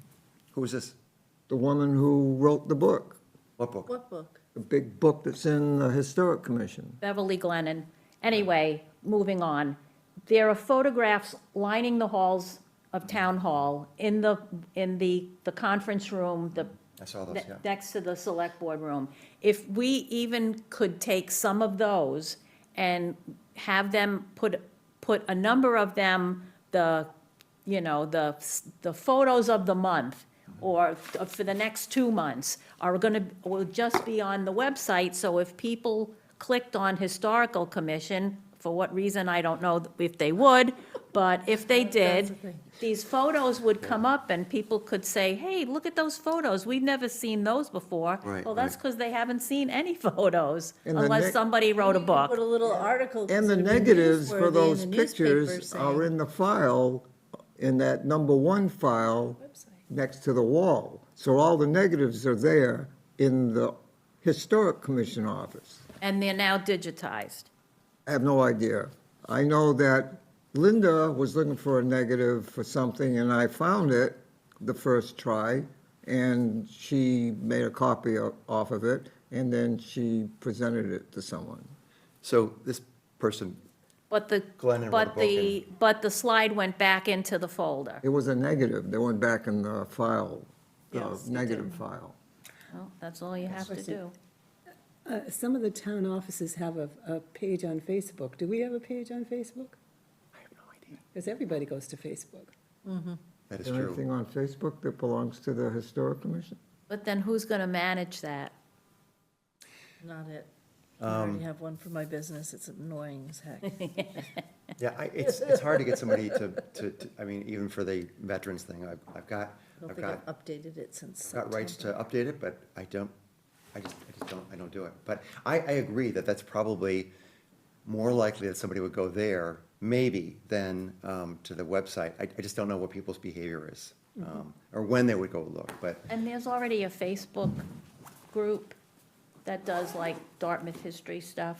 I Oh, don't know is what the name of it is. I That's can't, New I'd have to Bedford. think on it. Old Oh, New yeah. Bedford Grew up in photos. Dartmouth, I maybe, think, something. grew up in Dartmouth or something like that. and I Yeah, put yeah. pictures. That's why that made me think that,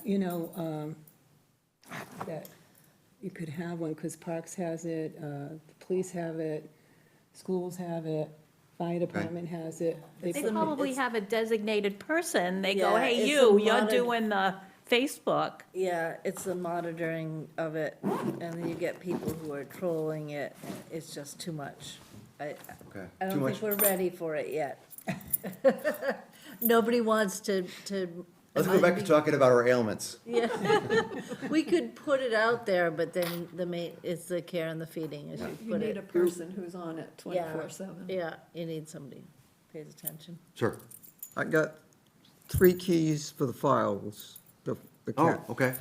So So, the office is locked and then the file doors are locked? No, nobody locks the file drawers anymore. That was a big pain in the butt. Yeah, because see, people kept losing the keys, but I have my set of keys. So who's gonna be working in there, so I can turn my keys in, so I don't have to carry? I will. I would say that if you give the keys to me, I appreciate that, because what I think we should do is just make sure that the door stays locked, and then not lock the file drawers, would be my thought, but, or have them in a place where anybody can get to them. So if you can get into, or how about this? If you can get into the office, let's have the keys, like in an envelope by the door, so you can easily get into the files. So I don't want to have everybody locked out of Because the files. there is a set of keys that went between the last file section. Yeah. Because when I was photographing or copying all the files for some event, that it was for the woman who was doing the files, that some woman was doing files and they Sure. needed these list of historic homes copied. And, It was Pal. Oh, okay. well, Okay, that's good. So Phil, give this to me before we leave. I want to move on because I don't Okay, want to bye. get hung up too much more. So printing of photographs, I like that idea. I'm assuming that if we have, if their photographs are hanging around the halls of town hall, that either negative or a digital copy is sitting someplace, but I could be wrong about that. Yeah, but now you have to find it. The negatives are right there, I can go right As we now and go give through you, all you want me to give you So the the negatives? ones around the building, they're all there? There's 35 millimeter black and Okay. whites. So what you're saying before, you made a comment, hey, there are no prints in the files, in the office. Is that right? Just the demos, the pictures that are. No, by prints, I mean prints of photographs, no printed photographs. They're just the negatives are there. Is that right? All right, this is just, in the building department, they have a file of all the activity that the home had, like roof, siding, plumbing, all that stuff. There are photos in those folders that Okay. a building has. I Okay. bet you nobody knew that, but there are folders with Okay. information in there that's historic. Okay, good, that's good, you're right, that's good to know, but it is digitized already, so we don't have to worry about that so much. So printing of photographs, we talked about that, digital storage. So, one of the things that just, the new homeowners outreach thing, one of the things I noticed was that some discussion on the Mass listserv, I thought was pretty cool, is many towns, maybe once a year, they go through and see who's bought a home in their community that is considered historic. I don't mean just 75 years old, but maybe, and they do outreach to them. They send them a card, hey, congratulations on your purchase of a new home. We have Form Bs, we've got records on your home, that kind of thing, or sending them the records, or doing some kind of an outreach to them to let them know that they bought a home that has some history, whether they know it or not. Again, I don't know if these were small towns, big cities. It was it seems like a lot of work, but it was a once-a-year thing. Hey, there were 60 homes bought in the last year that we would consider historic. We're going to send you a postcard or something like that. I thought that was an interesting idea, a way of getting them connected to what we do here and the fact that somebody's paying attention, and maybe a way for them to say, gee whiz, my house has got some history to it that I didn't know about. Well, I think that's a really good idea, and to let them know that periodically we have programs that could address any alterations that they might be considering. I mean, it comes back to education. Okay, Yeah, I like it. okay, well, good. So, Oh, okay, one question. please, yeah.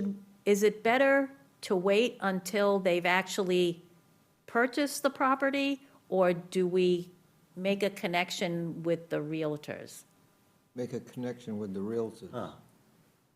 Because I don't know if realtors feel like, oh my God, now they're gonna tell these people that it's a historic home and they can't do this and they can't do that. Well, we know that's not the case, unless it's in Russell's Mills, but it's a good question. Like, what's the best, to me, it seems like the easiest way to understand this is to go see when a home sale has been recorded already. Then we know who the buyer is, and our job is pretty easy. We've got a buyer, we've got an address, and then we can do a search and simply say, here's what it is. I think with the realtors, I don't know if they'd have a lot of energy for it, and they might want to back away from it, thinking, like you said, I don't want to make a homeowner averse to what's going to buying this house, because they're worried that there might be some stringency around what color they paint it, that kind of thing. So I I think, think the one realtor that I know very well, he, maybe it's because he knows me, but he does mention, if it's historic, that there might be a Form B and that they can check on Macris. it's great. And I noticed, I think you brought, well, you always do, you bring Form Bs to town when one of the properties under discussion. People, I think, are surprised, maybe happily surprised to know that we as a town have some history, some of the documentation about their house. That's Well, if pretty you cool. ask people why they moved here, that's part of the reason. Good, that's good to hear. But there are also people that, they do that, and it's like, but when it comes time to, Their house. yeah, to their house, exactly, Right. it's like, oh no, it's not all that meaningful, but. Okay. Well, I was fascinated to go and just learn about my house, learn about look at the deeds, look at the names of people what they paid for it in 1928 or whatever. That to me is pretty great.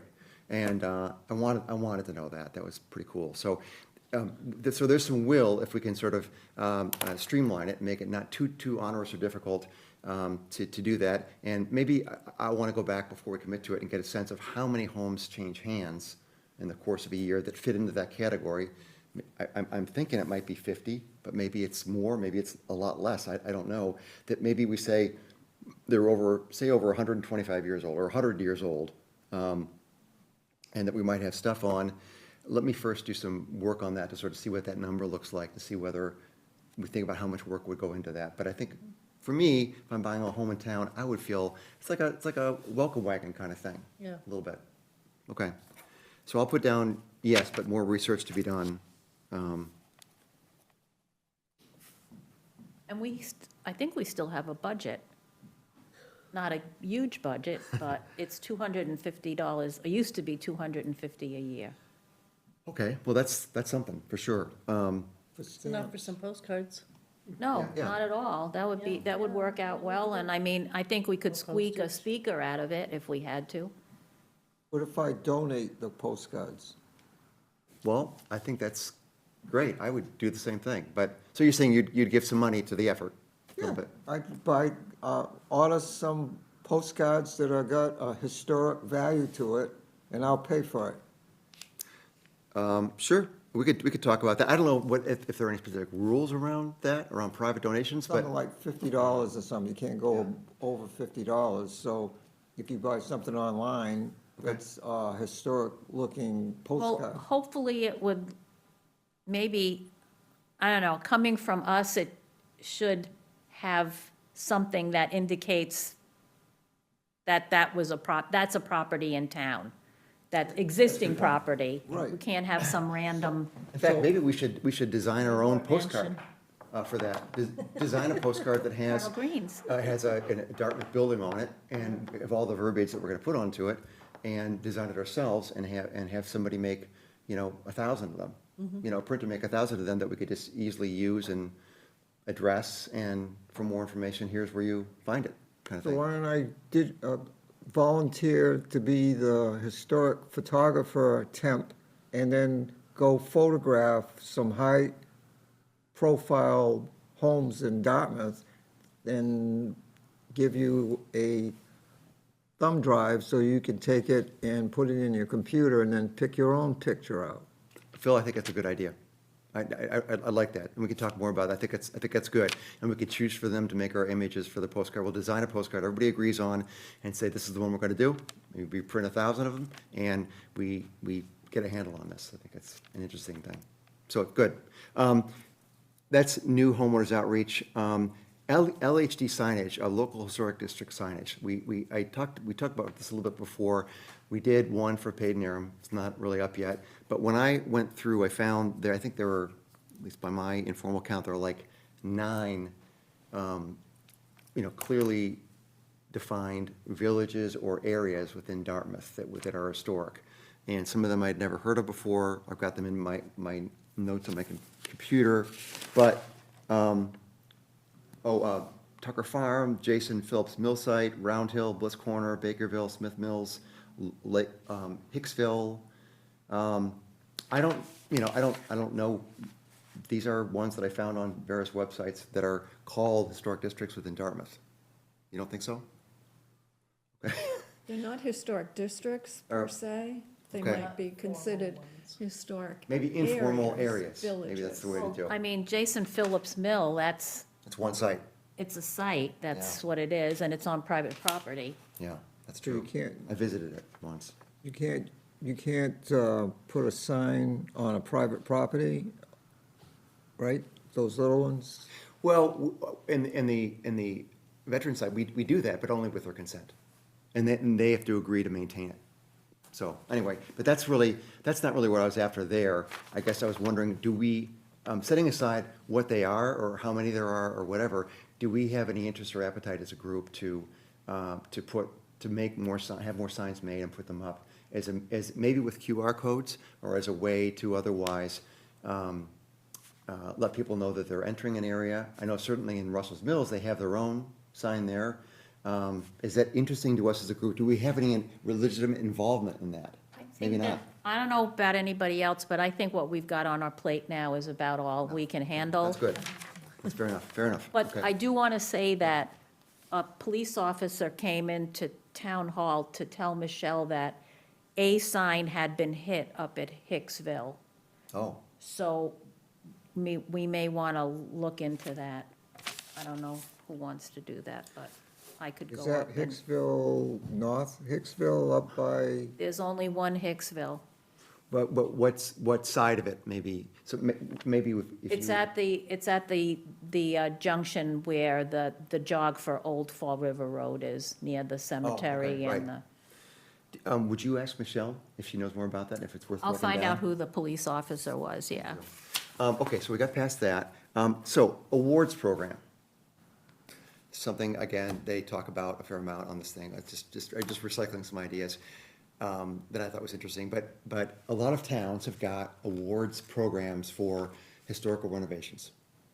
And so whether it's, we consider a builder, an architect, a homeowner that does things right in a way that we would consider the right way, but also illustrative of the way we think as a commission people should be approaching this. Of course, they often have to have money to do things the right way. You know, it might devolve into that kind of thing, but is it worthwhile? A lot of towns have got programs where they do like, you know, grand prize, runner-up, and they have like even like a little banquet that is a fundraiser for the year, and it gets people involved because they got a chance to showcase, hey, I did something right, or a builder is a great builder, and they can say, we won the DHC's, you know, Historic Builder of the Year award 3 years ago, or whatever it was. I thought that was a pretty cool idea. It requires some organization and some effort, and, you know, I've talked to a couple, just over email, a couple other towns about how they did it and what their criteria was. So I could think we could do this if there's appetite to do this, if we think it's an interesting idea, to sort of showcase, maybe have some architects nominate their homes or whatever, and we pick one or two that is like, hey, we think they did the best job based on this criteria in the last year. I think that's, that's, I mean, like you said, it takes money to do some of these things, you know, to take it above and beyond. And I think that's automatically excluding others.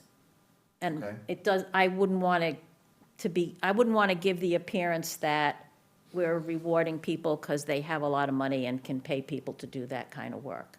And I don't know how you, I mean, I don't know if you have a do-it-yourself category or what you're gonna do, but, and. Tinker any- Toys. And has anybody had any experience with event planning other than, oh, I guess Linda has. I have J.C. Penney's 25 years. Event planning? Like a dinner? Not a dinner, but No, that's setting event up- planning. So you're Yeah. talking about you know, having a fundraiser? Yeah. It's a lot. It's a lot of work, and it's an idea. I think you have to start with an idea and then talk to a few people. Greg Jones might be somebody to talk to. He's a guy to talk to about this. You know, what. He you liked it, think- but he Because does, he would get all the awards. it's a lot of, well, I think he's, you know, to your point, you're exactly right. People who would be showcased, most likely would be people who spent money. I don't know if there's anything organically wrong with that. It would mean that people who don't have money probably wouldn't be showcased, but if we took it out of the, maybe if we took it out of the homeowner's purview and said, this is a builder's or an architect's award, I don't know, I think even if it's a homeowner's and it's done really, really well, maybe it gives people something to aspire toward. But again, if they don't have money, they're not gonna do it. But I they, think instead of showcasing it as an award thing, maybe that would be something for the website to do. Best practices. Homeowner, best practice, hey, look what was done here, or here's what you can do. You know, even if you can't use the cedar shingles, you know, this person did it right with these materials. I think using our website or newspaper article or whatever it is would be a better way to do it because of A, less planning, and more equity, I don't know if that's the right word And to there's, use. and there's already an award, and I forget, Preservation Massachusetts. You can Yeah, nominate yeah, they do stuff. anybody in the community that's done a, fabulous job of restoring their old house, but again, it's usually, And if it was a good publicity, Properties. that's an award in itself. I think Whale does something on an annual basis too that shows taking something from some, that isn't really that prestigious at the moment, but then gets turned into something, I think. So talking to people at Whale and how they do it and what their criteria is on Okay. a local basis might be helpful too. I've heard the term, I know it's an organization in New Bedford, but Right. I don't really know what they do. What does it stand for? Waterfront Historic League. Okay. Area. Enterprise Area. Yeah, there's Yeah. an area in there for the, Waterfront Historic Area League, and it's Miranda, Erin Miranda. Erin Miranda. Aaron Miranda? Oh, Really nice, easy to talk to. okay. Miranda, okay. Okay, let's move on. And again, thank you for all being here and putting up with this and going through this. And, maybe we could have done this in a more of a marathon Monday night meeting, but I appreciate I'm it. not good at night. Yeah, me neither. Me neither. This is much better. If I'm not watching something by 8:30 or so, I'm gonna go to bed. So awards program, okay, possibles, okay, so, slight detour, but it's discussion of, we're gonna go on to number 3 here, discussion of possible project for historical preservation. Looking at the PAL survey. Can we have a break? Oh, absolutely, Phil. If you want to go to use the men's room, absolutely. I saw that there was notation of National Historic Register eligibility for 3 properties in town. And I don't know if we did anything with that. Maybe we did it already before I got here, but 3 properties on the PAL survey, when just reading it through it the other night, looking for something else. Barney's Joy Farm, Tabor and Jarvis Ashley House, and Captain David and Avis Howland House they had DEARs, but they were eligible. They thought, PAL thought they were eligible for National Historic Register eligibility. Do we do anything about, that was their report to us. Did we take that and run with that at all? I don't even know where.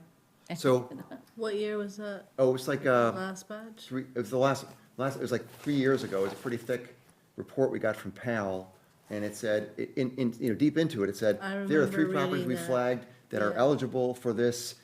And I thought, did we do anything about that, or did we? Did not, I remember reading that now that you mention it. Okay, And a National Register designation is for a particular property. If you took a Form B and you say that requires 3 or 4 hours to do a Form B, to Yeah. do a National Register is like 30 hours. It is intense and so documented. It costs money to do them, and well, absolutely. I guess I would hire somebody like Lynn, who we hired before, because I think that would be a good, valid use of CPC funding to do, and it brings some, no, you don't think so? No, then because why it is inventory? doesn't, it does, well, I mean, maybe so, but it doesn't mean that at some future date, that doesn't provide a layer of security. action. No. It They provides you no- can still have it demolished if you have Oh. enough money. Okay. And again, I don't see them citing, I'm sorry, the houses are again Yeah, properties. right there. Avis Howland, I was gonna say that's Smith Neck Road, that one I did know.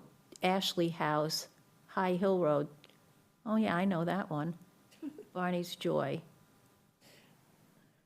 Barney's Joy, that's private, so 14, I'm gonna say is probably at the very end. The question is, why would you do it? Right. Well, I don't know, why does anybody do that? Maybe, I mean, they have a conversation with the homeowner, do they not, before they do these, or did they, No, no? they don't have to. And why do we even have, why is Russell Mills its own historic district? Why, did somebody had an idea? Does it protect it? Does it, Right. what does it do? So I don't know, but Well, it sounds like for- you're saying this doesn't offer any protection. Does not. Okay. Does it do anything for anybody? other than, Well, I mean, Smith Neck Road, those houses are monstrous. I mean, I guess it's prestigious if you want to look at it that way. So, again, it's a matter of why. It's a good question. I don't know the answer why. I'd like to think that there's a reason why, otherwise, why have a program? I would have been But- more inclined to have that work done on the house, In in Not Nonquit. wet, yeah. So more for somebody spends, 30 hours documenting it, but it still gets torn down? Okay, so it's not saved. Okay, so I think the answer is they flagged it. I can look at more at maybe what the criteria was, why they flagged it, but it sounds like you're saying it doesn't really provide any protection. I guess I'd like a better answer as to why people do this, why they do it at all. That's a Why- good thing to search. Yeah. Yeah, why bother? What's the point? What's the benefit? Okay.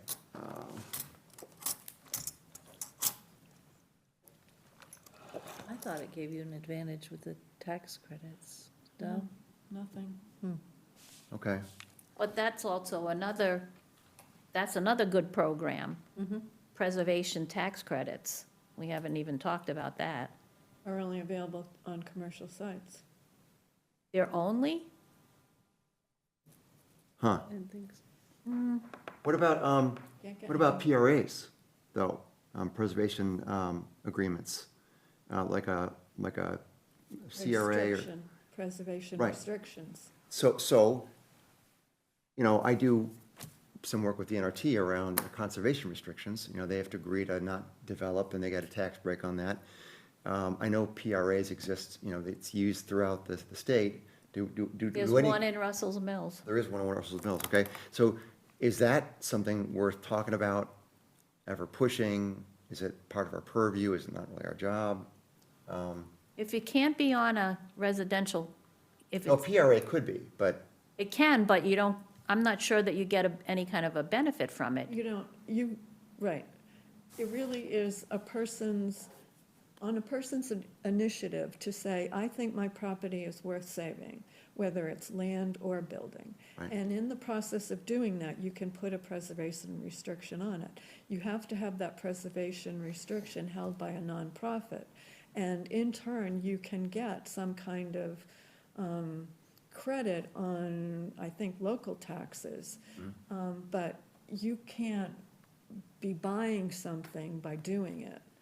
It's not as though you're getting something in return monetarily. well, you're getting a tax credit.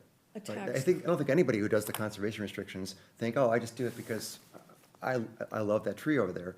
They're thinking, okay, I'm gonna get A a tax. significant tax benefit.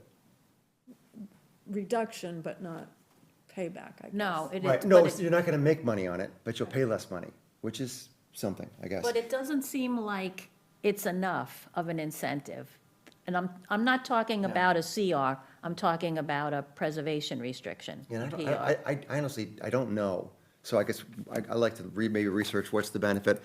Why do people do it? And maybe the answer is someplace on the listserv. I just got to dig through it. But I just thought it was interesting.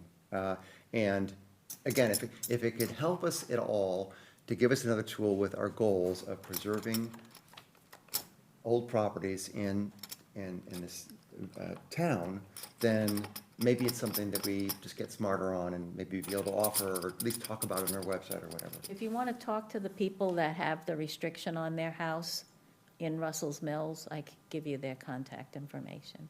Actually, I would like to do that. Just because I would And like they're to learn. not, they didn't put the restriction on, the owners before Before them, them. so they purchased the house with the restriction already on it. Yeah, I noted that huge parcel of land on Smith Neck Road, where the old big milk jug is. Yes, Salvador, that's an APR. Yeah, exactly. And I thought, that's nothing, very little can be done there, even though it seems great to No, have. you can farm You it. could farm it, right, I guess. So it's got to be a farm. Is he still selling it for like a couple of $1 million? I don't know what Yes. the price is, but it's a. The family's But there's a selling it. restriction on it. So, for example, a builder couldn't go in there and say, I want to build a big development there. It's got to be farmed. Farmed. So, yeah, it's part of the restriction. Anyway, so, Guys, I don't really have a lot more. And You I guys keep don't want to take up any more building time, up but on, you keep going, it's unbelievable. I'm watching, you two guys should be given an award for, and I'm learning so much from going back and forth. So I got one question. yes, yeah, sure. So I'm gonna give you an award. Yeah. It's a short one. Yeah. The LHD, the signage for the, do you want me to donate the green pipes? I can get it, I can buy those stakes at the, a donation of, the holders for the signs? Well, so the one that we got for Paid Interim, it uses 4x4 pressure treated posts. Okay. So I've already got some of those. I just have a bunch laying around from a fence I built. So when the ground is not frozen anymore in the springtime, I'll put that up. And I think that the way the sign is designed, that Linda put me on to, those nice folks over there at, what's it called? Signature sign. Oh, yeah. Nice looking sign for not a lot of money. The way it's designed, it's got clips on the side that are really designed for that kind of post. So I think it's, rather than one in the middle, it's one on each side. So it's big and, Now, once we put the new looking sign, are we gonna have to do all the signs of the same? well, we don't have to do anything. There aren't any other signs, Phil. It's just a matter of whether we, as a group, had the appetite to put out more of those signs. And I don't think we really, said yay or nay on that one way or the other, and it's not really maybe important, but we don't have any more signs at this point. We just have the one that we paid for, and then the Paid Interim Business Association paid for having it redone so it's on both sides and making it look a little bit nicer. So that's now sitting propped up next to the side of my house, waiting for the ground to thaw. So I'll get it. I know. Could be Yeah, years from now. exactly, yeah. So, yeah, the Paid Interim Business Association guy wrote to me about a month ago. I said, hey, I'll put this up. I said, have at it. And he came and got it, and he brought it back later the day. He said, I couldn't do it. I said, okay, let's wait till June or whatever. Anyway, yeah, so I don't have any other things to say other than I take a lot of notes. And what I'll do is I want to have, I'll put some agenda time on the next meeting, just to sort of wrap up the discussion, the topics we went through and what some of the next steps are. I'll be very brief about that. And so we can have it as part of our, meeting record. And then I'll have some things on here. I think we can talk about creating some time to go through the records together as a group. I know, Chris, you're going away for a couple of weeks at least, right, which is Now, great. who's I'll be back on covering the 15th. CPC? If she's gonna be away, who's gonna be covering her? It's okay, I have missed a meeting here and there, so nobody, but it's on, so it's on. If anybody his- wants to go to it, and sort of, be the fly on the wall, Be a fly on the wall, you can't You- vote. yeah, you could do that, or I could do that, or I've gone to a couple, before. They're long, it's not super exciting. It's gonna be a long one because they are reviewing all the applications Right. that are coming in for the next round of funding. Right, and I know they're doing, for example, the DCTV building. But it's a good question. So anyway, and our next meeting is Monday, is that this coming Monday? Is that right? Yes. It's Monday, All right, good. Sunday, Monday. Okay, so I think I promised a working lunch with food. Yeah, you owe us a pizza. It's okay. And I was gonna do that. I really was, but then Pharmacos wouldn't deliver. And then also now we're getting out in 2 hours or so. So anyway, thank you very much for Are we coming in getting today. credit for this 3-hour, John? Yes, you are. I'm gonna give you credit personally. Absolutely, Phil. If Credit you- where? In the credit book. I got a Oh, book I okay. keep of credit. You know, Should we all have? you're getting a books? gold star, Phil. Wait, really? have some I got a stickers gold left star from when I was a today? teacher. We should have books like yours, Yeah. so we can write down thumb notes and stuff, and then at the end of the day, we give you our books, and then you correct them and make, Phil, I wouldn't do Beverly, are you that. taking I'm not fit notes? to do that. I didn't know, were you taking notes? I mean, it's I being took recorded. notes, and also it's being recorded. So, I think what I will do is I will go through my notes and such, and I'll make a transcript of sorts, just with bullet points. Yeah. And I'll give to you for your approval or write-up or Yeah. formatting or whatever, and then we could just submit it. I just wanted to make a motion to Please. adjourn. Oh, good I idea. second the motion and third to and fourth. adjourn. Okay, done. All in favor? Aye. All right. Okay. Again, thank you all for coming in.